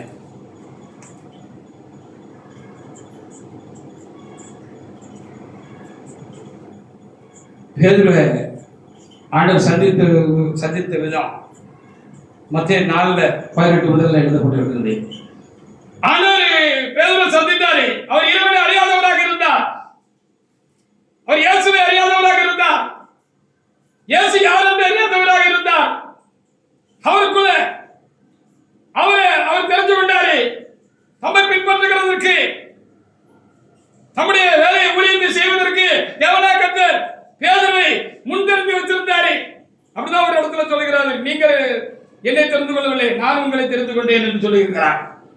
கர்த்தர் தான் நம்மளை தெரிஞ்சு கொள்கிறார். அவருடைய வேலையாக இல்ல காரியமாக நாம ஒண்ணு அவரை தெரிஞ்சுக்கிட்டு வரல. அந்த தெரிந்து கொள்ளுதல் காலத்துல என்ன செய்கிறது? தேவனால் நமக்கு கைகூடி வருகிறது. தேவன் நம்மை சந்திக்கிறார், நாமளும் தேவனை சந்திக்கிறோம். அப்படி பேதுருவை கர்த்தர் தெரிஞ்சுக்கிட்டு அவரை சந்திக்கிறதுக்கு கர்த்தர் போன பொழுது அங்க என்ன நடந்துச்சுன்னு இந்த வேத பகுதி நமக்கு சொல்லுகிறது. வாசனை பாருங்க. இயேசு கலிலேயா கடலோரமாய் நடந்து போகையில் மீன் பிடிக்கிறவர்களாய் இருந்த 2 சகோதரராய் பேதுரு எனப்பட்ட சீமோனும் சகோதரனாய் அந்திரேயாவும் கடலிலே வலை போட்டுக் கொண்டிருந்த போது கடல்ல வலை போட்டிருந்தாங்க. கரைக்கு அப்புறமா தள்ளி கொண்டு போய் கட்டுமரமா இருந்துச்சா போட்டா இருந்துச்சா என்ன இருந்துச்சு தெரியல. அவங்க வலை போட்டுக்கிட்டு இருந்தாங்க. அவர்களை கண்டு என் பின்னே வாருங்கள், உங்களை மனுஷரை பிடிக்கிறவராக்குவேன் என்றார். வாங்கப்பா பேதுரு, நீ வாப்பா, மீன் பிடிச்சது போதும், உன்னை மனுஷரை பிடிக்கிறாக்குறேன் அப்படின்னு சொல்லி ஆண்டவர் கூப்பிட்டாரு. அடுத்த வசனம். உடனே அவர்கள் வலைகளை விட்டு அவருக்கு பின் சென்றார்கள் அப்படின்னு சொல்லி எழுதப்பட்டிருக்கிறது. அவர்கள் அழைப்பும் தெரிந்து கொள்ளுதலையும் தேவனாய் கர்த்தர் காலகாலங்களில் உறுதிப்படுத்திக்கிட்டே இருந்தார். யோவான் 21:2-3 வசனங்களை வாசிங்க. ஆண்டவர் உயிரோடு கூட இருந்தார். ஏற்கனவே 2 விஷயம் அவருக்கு அவர் தம்மை உயிரோடு கூட இருக்கிறவராக தம்மை காண்பித்தார், வெளிப்படுத்தினார். அவர்கள் நம்ப விசுவாசிகள் செய்தார். ஆனாலும் அந்த காலத்தின் சூழ்நிலையும் காரியங்களும் என்ன செஞ்சுட்டு பேதுருடைய காரியத்தில் அப்படின்னு சொன்னா, எல்லாத்தையும் விட்டுட்டு வாப்பா, வலையை விட்டுட்டு வா, கோட்டை விட்டுட்டு வா, மீன் பிடிக்கிற தொழிலை விட்டுட்டு வா. ஹல்லேலூயா. நான் மனுஷரை பிடிக்கிறவாக்கு சொன்ன வார்த்தையே அதை மறக்கடிக்க செஞ்சிச்சு. மறந்துட்டேன். அந்த அளவுக்கு நமக்கும் சூழ்நிலைகள் வரலாம். சொன்னதே மறந்து போற அளவுக்கு அவருக்கு ஒரு சூழ்நிலை ஆயிட்டு, அதனாலதான் இப்படி செஞ்சதாக நம்ம பார்க்க முடியாது. ஆனா கர்த்தர் விடல, சொன்னவர் விடல. சொன்னவர் பேதுருக்கு சொன்னவர் உன்னை மனுஷனை பிடிக்கலாக்குவேன் என்று சொன்ன அந்த இயேசு அவரை விடல. வாசிங்க பாப்பா. சீமோன் பேதுரு மற்றவர்களை நோக்கி, ஆமா, மீன் பிடிக்க போகிறேன் என்றார். மீன் பிடிக்க போகிறேன் என்றார். அதற்கு அவர்கள், நாங்களும் உடனே கூட வருகிறோம். நாங்களும் கூட வருகிறோம். அவர்கள் புறப்பட்டு போய் உடனே மடவே இருந்தார். பெரிய தலையே காரியத்தை மறந்துட்டு உன்னை மனுஷனை பிடிக்கிறாக்குவேன் என்று கர்த்தர் அந்த முதல் நாள் சந்தித்த வேளையில கர்த்தர் சொன்ன காரியங்களை மறக்கடிக்க வச்சுட்டு அவர் என்ன செஞ்சுட்டாரு? சரி, நான் மீன் பிடிக்க போறேன். திரும்பவும் அவர் மீன் பிடிக்க போறேன்னு சொன்ன பொழுது தலையே அசைஞ்சிட்டு வா, மற்ற தலைவரே இப்படி ஆயிட்டாருன்னு அவங்க கூட சேர்ந்து ஏற்கனவே அந்த தொழிலில் கூட வேலை செஞ்சுக்கிட்டு இருந்த மற்றவர்களும் அந்த யாக்கோபு யோவானும் கூட அங்கே இருந்திருக்கிறாங்க. சின்ன யோவான் கூட அதில் இருந்திருக்கிறாங்க. பின்பகுதியில் பார்க்க முடிகிறது. அவர் தான் கர்த்தரை அடையாளம் கட்டிட்டதாக அங்கே எழுதப்பட்டிருக்கிறது. அவர் கர்த்தரில் அவர் தான் சத்தம் போட்டாரு. அப்ப மீன் பிடிக்க போறேன்னு சொல்லி அவர் மீன் பிடிக்க போயிட்டாரு. ஆனா கர்த்தர் விடல. அவர் அழைப்பு, அவருக்கு என்ன அழைப்பு, என்ன நோக்கம், அவரை குறித்து கர்த்தர் அவருக்கு சொன்ன காரியம் என்ன, தெரிந்து கொள்வது என்ன அப்படிங்கிறத, அந்த அழைப்பை அவர் நினைவுபடுத்தினார். 5 முதல் 7 வரைக்குள்ள வசனங்களை நீங்க வாசித்து பாருங்க. இயேசு அவர்களை நோக்கி, பிள்ளைகளை புசிக்கிறதுக்கு ஏதாவது உங்களிடத்தில் உண்டோ என்றார். அதற்கு அவர்கள் ஒன்றுமில்லை என்றார்கள். அப்பொழுது அவர், நீங்கள் படகுக்கு வலதுபுறமாய் வலையை போடுங்கள், அப்பொழுது உங்களுக்கு ஆகப்படும் என்றார். அப்படி அவர்கள் போட்டு பெருவான நீங்கள் அகப்பட்டதினால் இழுக்க மாட்டாதிருந்தார்கள். ஆதலால் இயேசு தன்மாயிருந்த சீசன் பேதுருவை பார்த்து, அவர் கர்த்தர் என்றார். அவர் கர்த்தரை சீமோன் பேதுரு கேட்டவுடனே தான் வஸ்திரம் இல்லாதவன் என்றபடியினால் தன் மேற்சீட்டை கட்டிக்கொண்டு கடலிலே குதித்தான். அவன் டக்குனு மறந்து போன அந்த காரியம், மறக்கடிக்கப்பட்ட காரியம், சூழ்நிலையினால சில காரியங்கள் அப்படி நமக்கு என்ன செய்யும் சொல்றது, நல்லா சொல்றாருன்னா அப்படி ஸ்டக்கான மாதிரி ஆயிடும். சில வேளைகளில் சில காரியங்கள் நமக்கு பலத்துக்கு மிஞ்சி போற மாதிரி இருக்கிற பொழுது நமக்குன்னு ஒரு பலன் இருக்கு. கர்த்தருக்கிற காரியத்துல மிஞ்சி போய் வர பொழுது அப்படியே ஸ்டக் ஆயிடும். அப்படியே ஸ்டக் ஆயிட்டு சொல்லுவாங்க இல்லையா, ஓடிக்கிட்டு இருந்த கார் அப்படி டக்குன்னு அப்படி நின்றுட்ட மாதிரி ஸ்டக் ஆயிடும். என்னன்னே தெரியும், நம்மளால புரிஞ்சுக்கிட முடியாது, விளங்கிக்கிட முடியாது.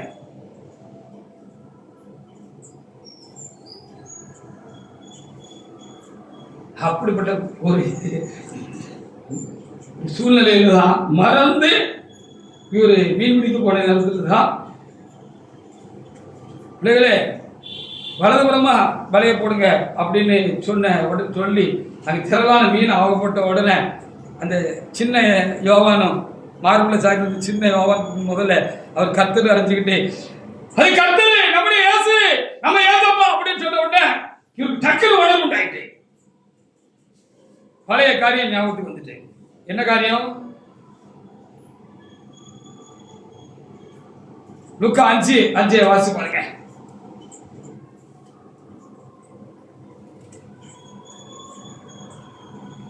லூக்கா 5. சீமோன், ஐயரே ராமுழுவதும் நாங்கள் பிரயாசப்பட்டோம்.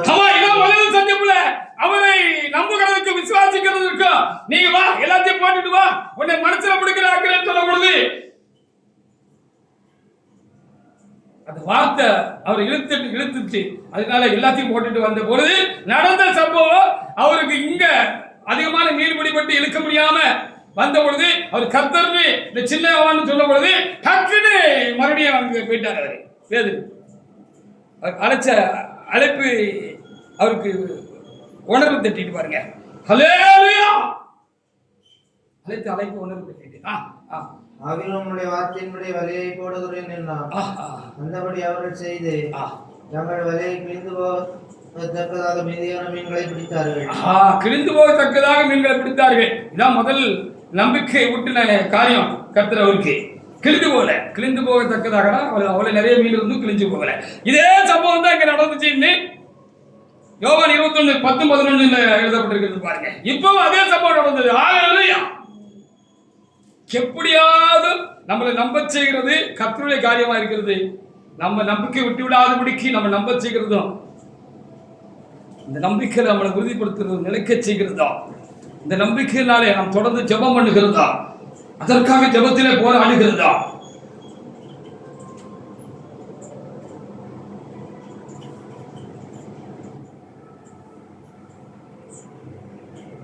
நமக்கு தாங்க முடியாத பாதிப்புகள் உண்டாயிருந்தாலும் அதற்கு மத்தியிலும் தேவனிடத்திலே நாம் போராடுகிறதாம். அது தேவனுடைய செயல். ஹல்லேலூயா. இல்லைன்னா உங்களால முடியாது, என்னாலே முடியாது. இது பக்தர்களுக்கு உண்டான ஒரு ஆசீர்வாதம், ஒரு பெரிய பாக்கியம், ஒரு சிலாக்கியம். அது விசேஷமா வாக்குத்தத்தம் பெற்றவர்களுக்கு அது தேவனால் லபிக்கிற ஒரு காரியம், கைபிடிக்கிற ஒரு காரியம் என்று நாம் சொல்லலாம். வாசிங்க யோவான் 21:10-11. இயேசு அவர்களை நோக்கி, நீங்கள் இப்பொழுது பிடித்த மீன்கள் சிலவற்றை கொண்டு வாருங்கள் என்றார். ஆமா, சீமோன் பேதுரு படவில் ஏறி 153 பெரிய மீன்களால் அந்த வலையை கரையில் இழுத்தார். இத்தனை மீன்கள் இருந்து வலை கிளியவில்லை. அப்பமும் வலை கிளியல. அன்னைக்கும் வலை கிளியல, இன்னைக்கும் வலை கிளியல. அன்னைக்கும் அந்த விசுவாசம் இல்லாம போகல, கிழிஞ்சு போகல, நம்பிக்கை இல்லாம போகல. இப்பவும் அந்த நம்பிக்கை தேவனால் உண்டாயிற்று. ஹல்லேலூயா. அதனால் பேதுரு என்ன செஞ்சாரு?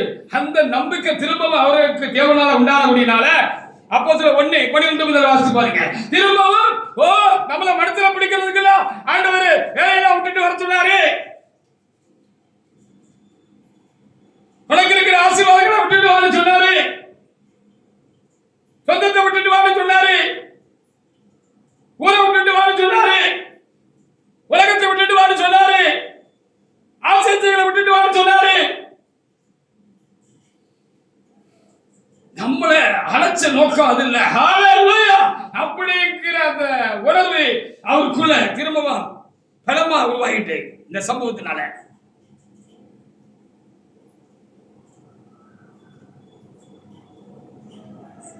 தன்னை சரியா பிளான் பண்ணிக்கிட்டாரு. வாசிங்க. அப்பொழுது அவர்கள் எருசலேமுக்கு சமீபமாக 4 நாள் பிரயாணத்திற்கு ஒலிமேல் ஏற்பட்ட மலையில் இருந்து எருசலேமுக்கு திரும்பி போனார்கள். அவர்கள் அங்கே வந்தபோது மேல் வீட்டில் ஏறினார்கள். அதில் பேதுருவும் யாக்கோபும். அப்படி ஒண்ணு வாசிக்கலாம். அதுதான் இந்த கமா போட்டிருக்கு. அதில் பேதுருவும் யாக்கோபும் யோவானும் அந்திரேயாவும் பிலிப்பும் தோமாவும் பர்த்தலமேயும் மத்தேயும் யாக்கோபும் சீமோனும் பாத்தீங்களா? இப்ப வாசிக்கிறதுக்கு எவ்வளவு நல்லா இருக்கு. அதுதான் அங்க கமா போட்டிருக்கு. அப்ப அந்த இடத்துல அப்படி நிறுத்தி விட்டு நான் எப்படி வாசிக்கிறேனோ அது மாதிரி நீங்களும் வாசிக்கணும். அங்கே இவர்கள் எல்லாரும் ஸ்திரீகளோடும் இயேசுவின் தாயார் மரியாளோடும் அவருடைய சகோதரரோடும் கூட புறப்பட்டு ஒருமனப்பட்டு ஜெபத்திலும் வேண்டுதலும் தரித்திருந்தார்கள். ஹல்லேலூயா, ஹல்லேலூயா. நான் முதல் ஊழியர் மாநாட்டுக்கு போயிருந்தேன். சில காரியங்கள் எல்லாம் நம்ம படிப்பிக்கிறதுக்காக நடக்கும். அப்போ நம்ம அதை வருத்தப்படாதபடிக்கு நம்ம படிப்பிச்சுக்கணும். நான் முதல் ஊழியர் மாநாட்டுக்கு போயிருந்தேன். ரொம்ப ஆர்வமாக போயிருந்தேன். அங்கே சிலர் வேதம் வாசிப்பாங்க. பெரிய பிரசங்கம் பண்ணும்போது வேதம் வாசிப்பாங்க. எனக்கும் ஆர்வ கோளாறு, நம்மளும் வாசிக்கணும் அப்படின்னு வாசித்தேன்னா சாதி வாசித்த மாதிரி வாசித்தேன். டக டக டக டக டக டக டக வாசித்தேன். அவங்க எல்லாம் நிறுத்தி நிராம வாசித்தாங்க. நான் அதை கவனிக்கல. அப்ப ஐயா டக்குன்னு சொன்னாங்க, என்ன வாசிக்கீங்க? இப்படி வாசித்தா இப்படி, நீங்களே எப்படி வாசித்தா இப்படி, ஊழியக்காரங்களா இருக்கீங்க அப்படின்னு ஐயா சாப்பிட்டாதான் சொன்னாங்க. கடினமா கோபமாலாம் சொல்லல. இப்படி வாசித்தா அப்படி, இன்னொரு வாசிங்க அப்படின்னாங்க. அப்ப நம்ம வாசிச்சது சரியில்லை, என்ன சரியில்லைன்னு ஓட்ட விட்டுட்டோன்னு அப்பதான் நான் கவனிச்ச போது அவர் நிறுத்த இடத்துல நிறுத்தி உயர்த்தி வாசிக்க வேண்டிய இடத்துல உயர்த்தி, தாழ்த்தி வாசிக்க வேண்டிய இடத்துல தாழ்த்தி, அதே ஒரு பிரசங்கம் மாதிரி இருந்துச்சு அவங்க. அது அப்போ அந்த வாசிக்கிறவங்க அப்படி வாசிச்சு ஐயா பிரசங்கம் ஆவியில இருக்கும் பொழுது அது கோரியா வருகிற பொழுது அதை கேட்கறதுக்கு என்ன சொல்றது, அது தொய்வில்லாம இருக்கும். அது அது உற்சாகமா இருக்கும் அப்படிங்கறது அன்னைக்கு நான் கற்றுக்கிட்டேன். ஹல்லேலூயா. பாத்தீங்களா? இப்போ அவர் மறந்தே போயிட்டாரு. அந்த அளவுக்கு சூழ்நிலையில் நெருக்கம் அவரை மறக்கடிக்க வச்சுட்டு,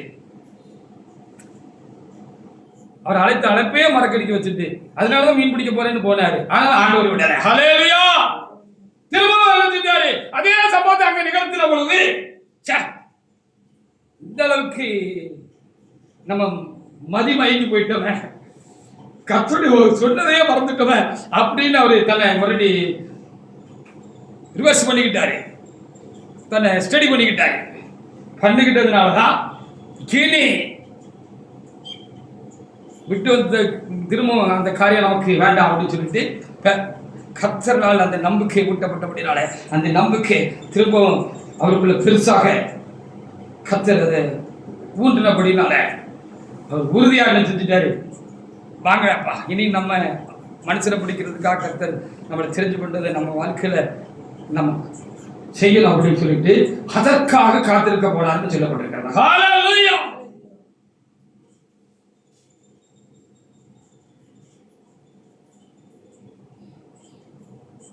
நம்முடைய நம்பிக்கையை குலைக்கும் வேலையை சாத்தானும் மனிதர்களும் செய்யும் போதுதான் இன்னும் சத்தமாக தேவனை நோக்கி என்ன செய்யணும்? ஆண்டவரே, நம்பிக்கை குறையுதுப்பா, என்னால இப்போ விசுவாசிக்க முடியல, நம்ப முடியலப்பா. இந்த நம்பிக்கையை நான் விட்டுட்டேன்னா நான் எப்படி இதெல்லாம் சோதரித்துக் கொள்ள முடியும்? இதற்காக நான் எப்படி ஜெபிக்க முடியும்? அப்படின்னு நம்ம கூவணும். அப்படி கூவணும்னா கர்த்தர் என்ன செய்வாரு? அந்த நம்பிக்கையை தொடர்ந்து காக்கிறதுக்கு நமக்கு பலன் தருவாரு. ஹல்லேலூயா. மார்க் 10:46 முதல் 48 வரைக்குள்ள வசனங்களை வாசிக்கலாம். மார்க் 10:46 முதல்.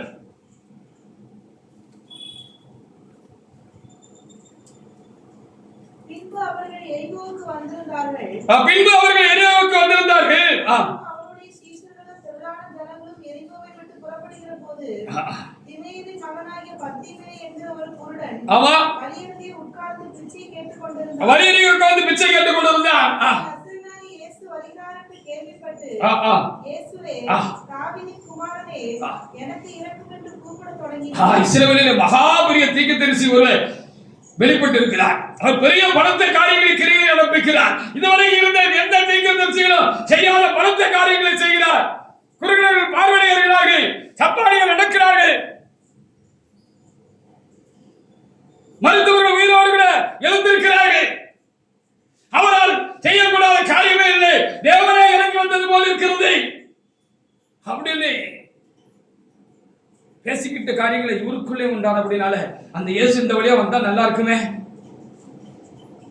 நம்ம இருக்கிற வழியா வந்தா நல்லா இருக்குமே அப்படின்னு நினைச்சுக்கிட்டு இருந்தவரு, என்னப்பா ஒரே சத்தமா கேக்கு அப்படின்னு முன்னடப்பாரு பின்னடப்பாரு போய்கிட்டு இருந்தாங்க. பின்னால ஒரு பெரிய கூட்டம், முன்னால ஒரு பெரிய கூட்டம், மத்தியில இயேசுசாமி வந்துகிட்டு இருந்தாரு. முதல்ல வரவங்கள்ட்ட என்னப்பா ஒரே ஆள் சத்தடியா கேக்குது, சத்தமா கேக்கு என்ன அப்படின்னு கேட்டபொழுது, இயேசு வராருப்பா, அந்த மகாபெரிய தீர்க்கதரிசி வராருப்பா, வராரா. உடனே இவரு சத்தம் போட ஆரம்பிச்சிட்டாங்க. 47 வாசிங்க. அவன் பேசாதிருக்கும்படி அநேகர் அவனை அதட்டி 47 வாசிங்க திரும்பவும். அவன் நசரேயனாகிய இயேசு வருகிறார் என்று கேள்விப்பட்டு, இயேசுவே, தாவீதின் குமாரனே, எனக்கு இரக்கம் என்று கூப்பிட்டார். அப்ப நம்பிக்கையோடு கூப்பிட்டு இருக்க பொழுது நம்பிக்கை குலைக்கிற மாதிரி காரியத்தை சாத்தான் மனுஷனும் செய்வான், குலைச்சு போடுற மாதிரி. அடுத்த வசனத்துக்கு வாசிங்க. 48. அவன் பேசாதிருக்கும்படி அநேகர் அவனை அதட்டினார்கள். அவனோ தாவீதின் குமாரனே, எனக்கு இரக்கம் என்று முன்னிலும் அதிகமாய் கூப்பிட்டான். இப்ப நான் சொன்னது சரியா இருக்கு பார்த்தீங்களா? நம்பிக்கை குலைக்கிற மாதிரி உங்களுக்கு நடக்கும். இருப்போமா, இருக்க மாட்டோமா, பிழைப்போமா, சாவோமா அப்படிங்கிற மாதிரி வரும். இது சாத்தான் செய்யற வேலை. எந்த ஒரு காரியத்தையும் இது நடக்குமா, நடக்காதா, நடக்கவே நடக்காது போல கேட்கிற மாதிரி ஒரு பிம்பத்தை, ஒரு தோற்றத்தை சாத்தான் உண்டு பண்ணுவான். உள்ளுக்குள்ளே உண்டு பண்ணுவான், வெளியே உண்டு பண்ணுவான். உள்ளுக்குள்ளே சாத்தான் உண்டு பண்ணுவான், அதை உறுதிப்படுத்துற மாதிரி வெளியே இருந்து 4 பேர் பேசுவான். நான் தான் சொன்னேன், நீ கேட்டியா, நான் தான் சொன்னேன், நீ கேட்டியா அப்படிங்கிற மாதிரி கதைகள் நடக்கும். ஹல்லேலூயா. எதிர் மாறான காரியங்கள் நடக்கும். அப்போ முடியலன்னா முடியலப்பான்னு விழுந்துரு ஆண்டு கேட்கணும். நான் சொன்ன மாதிரி களத்துக்கு மிஞ்சி போது, ஆண்டவரே என்னை விட்டுறாதீங்க ஆண்டவரே அப்படின்னு சொன்னா விட மாட்டாரு. ஹல்லேலூயா. கர்த்தருடைய சேனை ஆரம்பிக்கப்படி தேவனாகிய கர்த்தர் எனக்கு கட்டளை கொடுத்தார். ஹல்லேலூயா. தலைமையிட மரணத்தை தொடர்ந்து சபை உபதேசத்தில் விழுந்து போயிட்டு அநேக பரிசுத்தவான்கள் பாவத்தில் விழுந்து விட்டார்கள். சிலரோ துணிகரமாக தேவனுக்கு திருச்சபைக்கும் தெரிந்து கொள்ளப்பட்டான தேவனுடைய மனிதர்களுக்கு விரோதமாக துணிகரமான துரோகங்களை செய்தார்கள். ஒருவேளை என்போன்று திருச்சபை மேல் மிகுந்த தீவிர பற்றும் வைராக்கியமும் பக்தி வைராக்கியமும் கொண்டிருந்தவர்கள் என்ன செய்திருக்கலாம்? அதற்காக ஊமையாக அழுந்திருக்கலாம், கண்ணீர் வடித்திருக்கலாம், துக்கப்பட்டு கொண்டிருந்திருக்கலாம். என் பங்குக்கு நான் செய்ய வேண்டியதை செய்தேன். அப்படி விழுந்து கடந்த காலங்களில் தான் இது என்னமாய் முடியுமோ, எப்படி முடியுமோ ஏன் என்று சொன்னால்,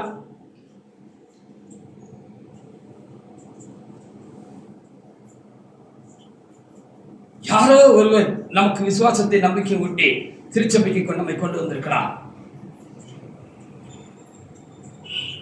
அது யாராவது இருக்கலாம். என்னையும் ஒருவர் அப்படி நம்பிக்கை ஊட்டி திருச்சபைக்கு கொண்டு வந்திருந்தார். அவருடைய வார்த்தையில நம்பிக்கை ஊட்டும்படியான அந்த காரியம் உண்டாயிருந்தபடினாலே கர்த்தர் அந்த வார்த்தையினால் திருச்சபையை கர்த்தர் நம்பும்படியாக செய்தார். ஹல்லேலூயா! திருச்சபை கடந்து வந்தோம். காலங்கள் கடந்து போன பொழுது இந்த சமாரிய ஸ்திரீ இந்த வார்த்தையை கேட்டு விசுவாசித்தவர்கள் பிற்பாடு கர்த்தருடைய காரியங்களையும் அவர்கள் அறிந்து வார்த்தையினால் மாத்திரமல்ல அவருடைய காரியங்களை நாங்கள் நேராக நாங்கள் கண்டதினால் நாங்கள் விசுவாசிக்கிறோம் என்று சொன்னது போல திருச்சபைக்கு வந்த காலங்களிலே வந்த பிற்பாடு திருச்சபை என்று அவர்கள் நமக்கு போதித்த காரியங்கள், பரிசுத்தவான்கள் போதித்த காரியங்கள், இல்லை தலைமை மூலமாக கேள்விப்பட்ட காரியங்கள் எல்லாம் மெய்யாக இருக்கிறது என்பதை அனுபவத்தாலும் அறிந்து கொண்டவர்கள் நான் ஒருவன். ஹல்லேலூயா! அதை உறுதிப்படுத்தக்கூடியான காரியங்கள் நான் அறிந்தவன். அப்படின்னா ஐயா மரிச்ச போது நிறைய பேர் சிதறி ஓடிட்டாங்க. சிலர் துணிகரமான காரியங்களை செய்தார்கள். இந்த பொழுதுதான் இப்படிப்பட்ட கர்த்தர் என்கிட்ட பேசியிருந்தார். நிறைய காரியங்கள் கர்த்தர் என்கிட்ட பேசியிருக்கிறார் சபையை குறித்து. ஹல்லேலூயா! நிறைய காரியங்கள் கர்த்தர் எனக்கு அந்தந்த காலங்களில் பேசியிருக்கிறார். தலைமை குறித்து காரியங்களை பேசியிருக்கிறார். ஊழியர்களை குறித்து தேவனாய் கர்த்தர் எனக்கு பேசியிருக்கிறார். எப்படி அதை கர்த்தர் தெளிவுரை எனக்கு காண்பித்து அதை எனக்குள்ளாக ஸ்ட்ராங்க வச்சிருந்த அப்படினால அவ்வளவுதான் முடிஞ்சிட்டுன்னு என்னால முடிக்க முடியல.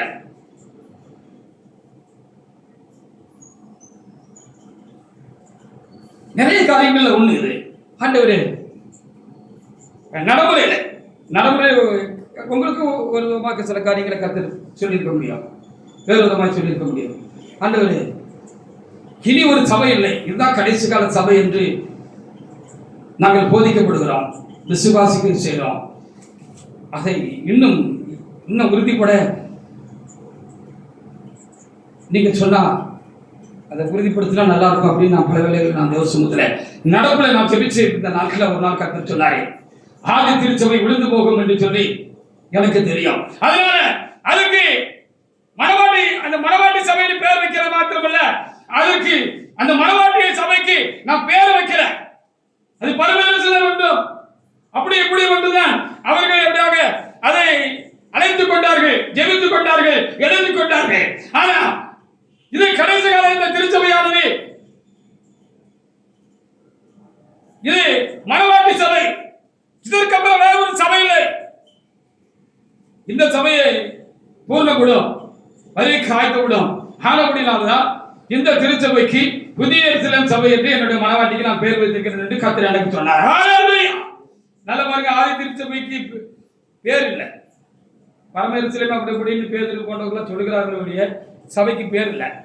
இன்னைக்கு உலகத்தில் எத்தனையோ சபைகள் இருந்த போதிலும் அவரவர்கள் மனதிலே தோன்றின காரியங்களை அவர்கள் பேராக வைத்திருந்தாலும் திருச்சபைக்கு வைக்கப்பட்ட பேர் கர்த்தரால் உண்டானது. ஹல்லேலூயா! தலைமையா சபையால் கூப்பிட்டு சொல்ல பொழுது, ஆண்டவரே 1000 சபைகள் இருக்கிறது, எத்தனையோ பேர்களில் சபைகள் இருக்கிறது, என்னுடைய சபையை கட்டு என்று சொல்லி இருக்கிறேன். இது உங்களுடைய சபை, என்னுடைய சபையை கட்டு என்று எனக்கு சொல்லி இருக்கிறேன். அப்படியானால் கெட்ட சொன்னவர் தானே இந்த மணவாட்டியா இருக்கிற இந்த சபைக்கு, இந்த மணவாட்டிக்கு பேர் வைக்க வேண்டும் என்று கேட்ட பொழுது, புதிய எருசலேம் என்று அதற்கு பேர் வை என்னுடைய சபைக்கு என்று சொல்லியிருக்கிறார்கள். ஆண்டவரே, இந்த புதிய எருசலேம் என்பது வெளிப்படுத்தல வானத்திலிருந்து இறங்கி வருகிற காரியத்தை எல்லாம் சொல்லுகிறது என்று சொல்லுகிற பொழுது அதற்கு வேண்டிய எல்லா விளப்பங்களையும் தேவனாய் கர்த்தர் அவருக்கு சொல்லி எல்லாம் செய்திருக்கிறார்கள், அதற்கு பேர் வைத்திருக்கிறாங்க. இதை கர்த்தர் எங்களுக்கு சொன்னார்,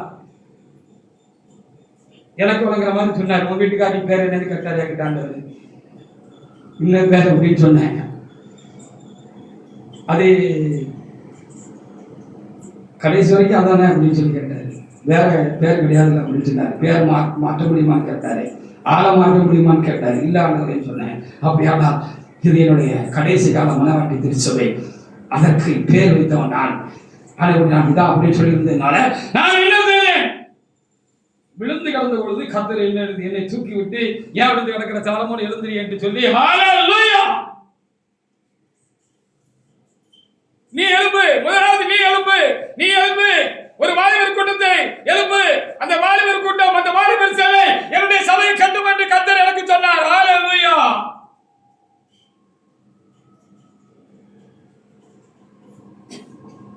இன்றைக்கும் அதை விசுவாசிக்கிறேன்.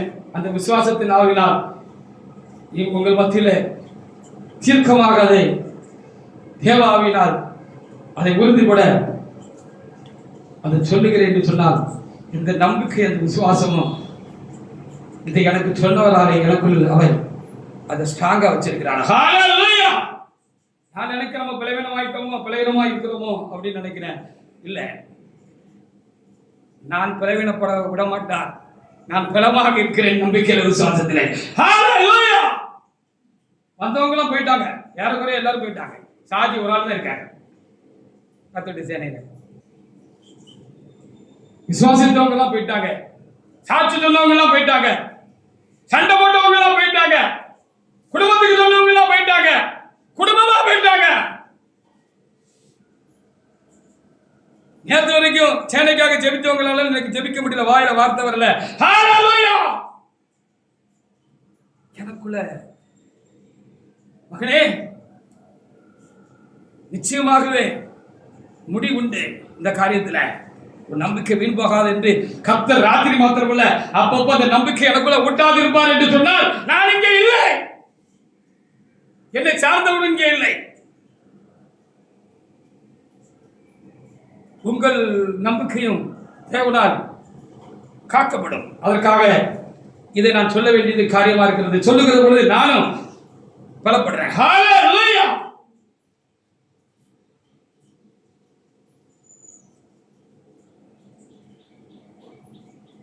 தேவ சமூகத்தில் இருந்திருக்கிறான் தேவனுடைய பிள்ளைகளே.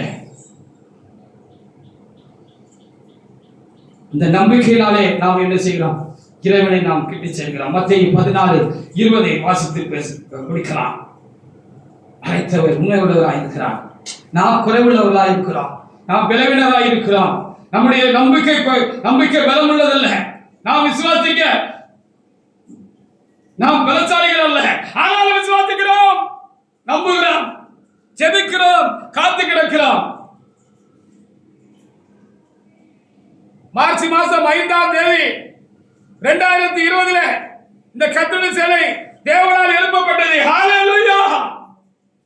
அதிகாலை 5 மணி வேளையில, 5ஆம் மணி வேளையில நான் 5ஆம் மணி ஜெபம் பண்ணுகிறதுக்கு ஆயத்தமான பொழுது என் தேவனாய கர்த்தர் என்னிடத்தில் பேசினார். பாத்தீங்களா? பேதுருக்கு ஞாபகப்படுத்துற மாதிரி எனக்கு ஞாபகப்படுத்துறாரு. பாத்தீங்களா? பேதுரு அப்படிதான் என்ன பலப்படுத்தினாரு, நிலைநிறுத்தினாரு. அதற்காக தொடர்ந்து ஜெபிக்க செஞ்சாரு. போராட அதற்கு மாறான காரியங்களுக்கு ஏற்று நிற்க போராட செஞ்சாரு. ஜெபத்திலே பரிசுத்தவான்கள் போராடினாரு. அப்போ 5 மணிக்கு நான் எப்பவும் ஜெபம் பண்றதுக்கு நான் ஆயுதமானேன். அப்போ என்ன செய்வேன் அப்படின்னு சொன்னா, எப்பவும் சாரத்தை கட்டிட்டு மேல ஒரு வெள்ளை சட்டை போட்டுட்டு இந்த இடத்துல வந்து உட்கார்ந்து என்ன செய்வேன், இந்த காலில் 5 மணி ஜெபத்தை அந்த காலங்களில் பண்ணுகிறது வழக்கம். அப்படி காலையில அன்னைக்கு 5ஆம் தேதி மார்ச் 5, 2020 நான் அதுக்காக காலை ஜெபத்துக்கு நான் ஆயத்தப்பட ஆரம்பித்த பொழுது கர்த்தர் என்ன சொன்னாரு, இல்ல நீ டியூட்டி ட்ரெஸ்ல நீ இன்னைக்கு ஆலயத்துக்கு போ அப்படின்னு கர்த்தர் சொன்னார். டியூட்டி ட்ரெஸ்ல போன்னு சொன்னார். ஹல்லேலூயா. சிப்பா போட்டுட்டு நீ போ அப்படின்னு சொல்லி கர்த்தர் எனக்கு சொன்னார். காலை ஜெபம் பொதுவாகவே நான் என் மனைவியும் கொஞ்சம் ஒழுங்குகரமாக தான் பண்ணுவோம். ஊத்தப்பல்லோட அரைகுறையா மூத்த கழுவிட்டு பண்ணுறது கிடையாது. பல்லெல்லாம் விளக்கி மூத்தெல்லாம் கழுவிட்டு ஃப்ரெஷ் பண்ணிக்கிட்டு தான் உட்காருவோம். அது இயற்கையான வழக்கம். இன்னைக்கு கூடுதலாக ஆண்டவர் என்ன சொன்னார் அப்படின்னு சொன்னா, சிப்பா போட்டுட்டு நீ போன்னு சொன்னாரு. போன்னு சொன்னவரு இங்க பாய் போடாம இங்க பாய் போடுன்னு சொன்னார். ஹல்லேலூயா. இங்க பாய் போட்ட பொழுது நான் இப்பொழுது கர்த்தருடைய சேனையை நான் உன்னை கொண்டு இப்பொழுது நான் எழுப்ப போகிறேன். நான் ஒருவன் தான் இருந்தேன். ஹல்லேலூயா. என்னுடைய சேனையை நான் இன்றைக்கு உன்னை கொண்டு எழுப்ப போகிறேன் அப்படின்னு சொன்ன உடனே நான் உட்கார்ந்தேன்.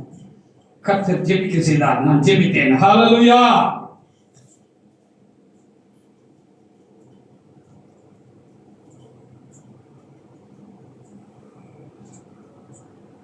தேவனே, உம்முடைய சத்துருக்கள் சிதறடிக்கப்படுவார்களாக, 1000 தூதர்களோடு கூட நீர் திரும்புவீராக என்று அன்றைக்கு மோசேயின் மூலமாக எழுப்பப்பட்டதான அந்த வனாந்தரத்தில் எழுப்பப்பட்டதானே அந்த சேனைக்கு சொன்ன காரியத்தை கர்த்தர் என் வாயிலிருந்து புறப்பட செய்தார். ஹல்லேலூயா! அப்படி புறப்பட செஞ்சார். 1000 திரும்புகிறார்கள் என்றும் உங்கள் சத்துக்கள் சிதறடிக்கப்படுவார்களாக என்றும் அந்த வார்த்தையை தேவனாய் கர்த்தர் என்ன செஞ்சாரு? எனக்குள்ள கொண்டு வந்தார். அது எங்க இருக்குன்னு நீங்க வாசித்து பாருங்க. அப்படி இந்த சேனை எழுப்பிட்டு நான் ஒருவன் தனி ஒருவனாக இருந்து கர்த்தர் என்னை அபிஷேகித்து அந்த நேரத்தில் கர்த்தர் தேவனாய் கர்த்தர் என்னை நிரப்பி வல்லமையினால் நிரப்பி தேவனாய் கர்த்தர் அந்த சேனை எழுப்பின விதமே மிகவும் பயங்கரமான ஒன்றாக இருந்தது. ஹல்லேலூயா! இது கர்த்தருடைய சேனை, இது சபை கட்டும் என்று கர்த்தர் அன்றைக்கு அதை ஆரம்பிச்சு வச்சாரு. 6 வருடம் தாண்டி ஓடுது. நிறைய பேர் வந்தாங்க. 10, 20 பேர், 25 பேர் வந்தாங்க. சுயநலத்துக்காக ஓடி போனவங்க இருக்காங்க. பொம்பளை பேச்சை கேட்டு பின்னால போனவங்க இருக்காங்க. நீ என்ன சொல்றது, நான் என்ன கேட்கறதுன்னு சொல்லி அறிந்திருந்தோம் துணிந்து ஓடி போனவங்க இருக்காங்க. நான் இருக்கிறேன். ஹல்லேலூயா! எனக்குள்ளாக தேவன் இருக்கிறார். எனக்குள்ளாக தேவன் அந்த நம்பிக்கை இந்த வேளையில் கர்த்தர் உறுதிப்படுத்துகிறவராக இருக்கிறார். சிலர் சொல்லிக்கிட்டே இருக்கிறாங்க, இந்த சேனைக்குள்ளமா பேசிக்கொண்டே இருக்கிறார்கள். அது என்றைக்கும் நல்லதல்ல. கர்த்தர் அமைதியாக இருக்கிறார் என்பதற்காக அவர்கள் சேனைக்குள்ளமாக எனக்குள்ளமாக பேசுகிறது சரி என்று எண்ணிக்கொண்டிருக்கிறார்கள். அது ரொம்ப ஆபத்தானது. ஏன்னா அதை எழுப்பினவர் கர்த்தராய் இருப்பார் என்று சொன்னால் எனக்கு விரோதமாகவே எழும்புகிறார்கள், பேசுகிறார்கள் என்று சொல்லி அர்த்தம். அது எந்த நேரத்தில் அது தப்பா முடிச்சிடக்கூடாதுங்கிறது தான் என்னுடைய காரியமா இருக்கிறது. ஹல்லேலூயா! எல்லாரும் போயிட்டாங்க. சாதி மத்தியில் இருக்கிறார் இந்த சின்ன யோவான் மாதிரி அவர் கடைசி வரைக்கும் இருப்பாராக. ஹல்லேலூயா! நான் சில நேரத்தில் நினைச்சேன், நேராயிட்டு நினைக்காதீங்க, அப்ப கர்த்தர் சொன்னதை முடிச்சுவோம். நம்பிக்கை விட்டு செய்தியல்லவா? எனக்குள் அந்த நம்பிக்கை எப்படி இப்பொழுதும் பலமாக இருக்கிறது என்பதை நான் இப்படி விவரித்து தேவாவின் பலத்தினால் சொல்லுகிற பொழுதுதான் உங்களுக்குள்ளும் கர்த்தர் சொன்னவர்களை நம்ப ஏதுவாகி நம்பிக்கையோடு கூட நம்பிக்கை இல்லாமல் வந்திருந்தால் நம்பிக்கையோடு எதிர்த்து போவீங்க. சரிதானா? ஹல்லேலூயா!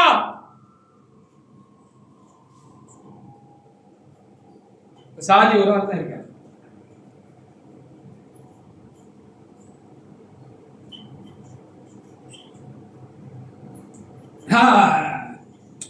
சில சம்பவங்கள்லாம் நடந்துச்சு. அது ஆரம்பிக்கப்பட்ட காலங்களில் கொஞ்சம் அப்படி கொஞ்சம் வாலிபர்கள் சேர்ந்து கொண்டே இருந்தார்கள். ஒரு ஊழியக்காரர் வந்தார். அப்போ அவர்கிட்ட அதை பேச நான் நினைக்கல. கர்த்தர் அவர்கிட்ட பேசினாரு, அவரை சேருன்னாரு. நிறைய சம்பவங்கள். அப்போ அவர்கிட்ட சொன்ன பொழுது அவரும் விசுவாசிச்சாரு, சேர்ந்தாரு. அவரை உனக்கு 2வதா அவரை அபிஷேகம் பண்ணு சொன்னாரு. அபிஷேகம் பண்ணினேன், விட்டுட்டு ஓடிட்டாரு. ஹல்லேலூயா! அப்புறம் நிறைவேற வந்தாங்க. சிலரை பார்க்கிற பொழுது அந்த சாமியல் நினைச்ச மாதிரி நானே நினைச்சேன், இவராக தான் இருக்கும் அந்த 2வது ஆளு. ஏன்னா முதல்ல 2வது ஆள் ஓடி விட்டாரா, விட்டுட்டு போயிட்டாரா? உனக்கு 2வதா அபிஷேகம் பண்ணு தான் என்கிட்ட சொன்னாரு. அவர் ஓடி விட்டாரா? அப்படியே காலம் சூழ்நிலையெல்லாம் வந்த பொழுது இன்னொருத்தர் வந்திருந்தாரு. அவருடைய செயலை அவருடைய காரியங்களை எல்லாம் பார்க்கிற பொழுது இந்த சாமியல் மத்த ஆட்களை எல்லாம் பார்த்து இவனதான் இருக்கு அவனதான் இருக்குன்னு சொல்லி ஈசான் குமாரை பார்த்து நினைச்சது போல நானே எனக்குள்ள நினைச்சேன், இவனதான் இருக்கு போல அந்த ஆளுன்னு. அவரும் விட்டுட்டு ஓடின மாத்திரம் இல்ல, ஏத்து நின்றுட்டு போயிட்டாரு. ஒருவேளை நினைக்கிறேன், இந்த வாயிலா பூச்சிதான் வருங்காலத்துல எனக்கு 2வதா இருக்கும். கர்த்தருக்கு சுத்தமா இருந்து நான் இரத்த சாட்சியாக முடிந்து போகிறது தேவனுடைய காரியமா இருக்கிறபடினாலே அப்படி நான் இரத்த சாட்சியாக முடிந்து போகிற பொழுது இந்த வாயிலா பூச்சி தானும் அந்த திருப்பணியை தொடருமா என்று நான் நினைக்கிறேன். அதற்காக நான் செபிக்கிறேன். ஒன்றுக்கு லாய்க்கில்லாத ஆளை கரத்தில் எடுத்து பிரயோஜனம் கொடுக்கிறது தான், அவர் கொண்டு பெரிய வேலை செய்கிறது தான். அவருக்கும் மகிமை, அந்த ஆளுக்கும் மகிமை. நானும் ஒன்றும் பெரிய ஆள் ஒன்றும் இல்லை. ஹல்லேலூயா! இப்ப விசுவாசம் எப்படி அம்மா இருக்கிறதுக்கு காரணம் தெரியுமா? நான் ஒரு கடைக்கோடி தொண்டனாக ஐயா இருக்கிற வரைக்கும் ஒரு சின்ன ஊழியக்காரனாக இருந்ததுனால இப்ப என்ன விசுவாசிக்க முடியல. விசுவாசித்தவர்களும் காலங்கள் கடந்து போது விசுவாசிக்க முடியாது போய்விட்டார்கள். கர்த்தர் அந்த குற்றத்தை மன்னிப்பாராக. போனவர்களையும் கர்த்தர் திரும்ப கொண்டு வருவாராக.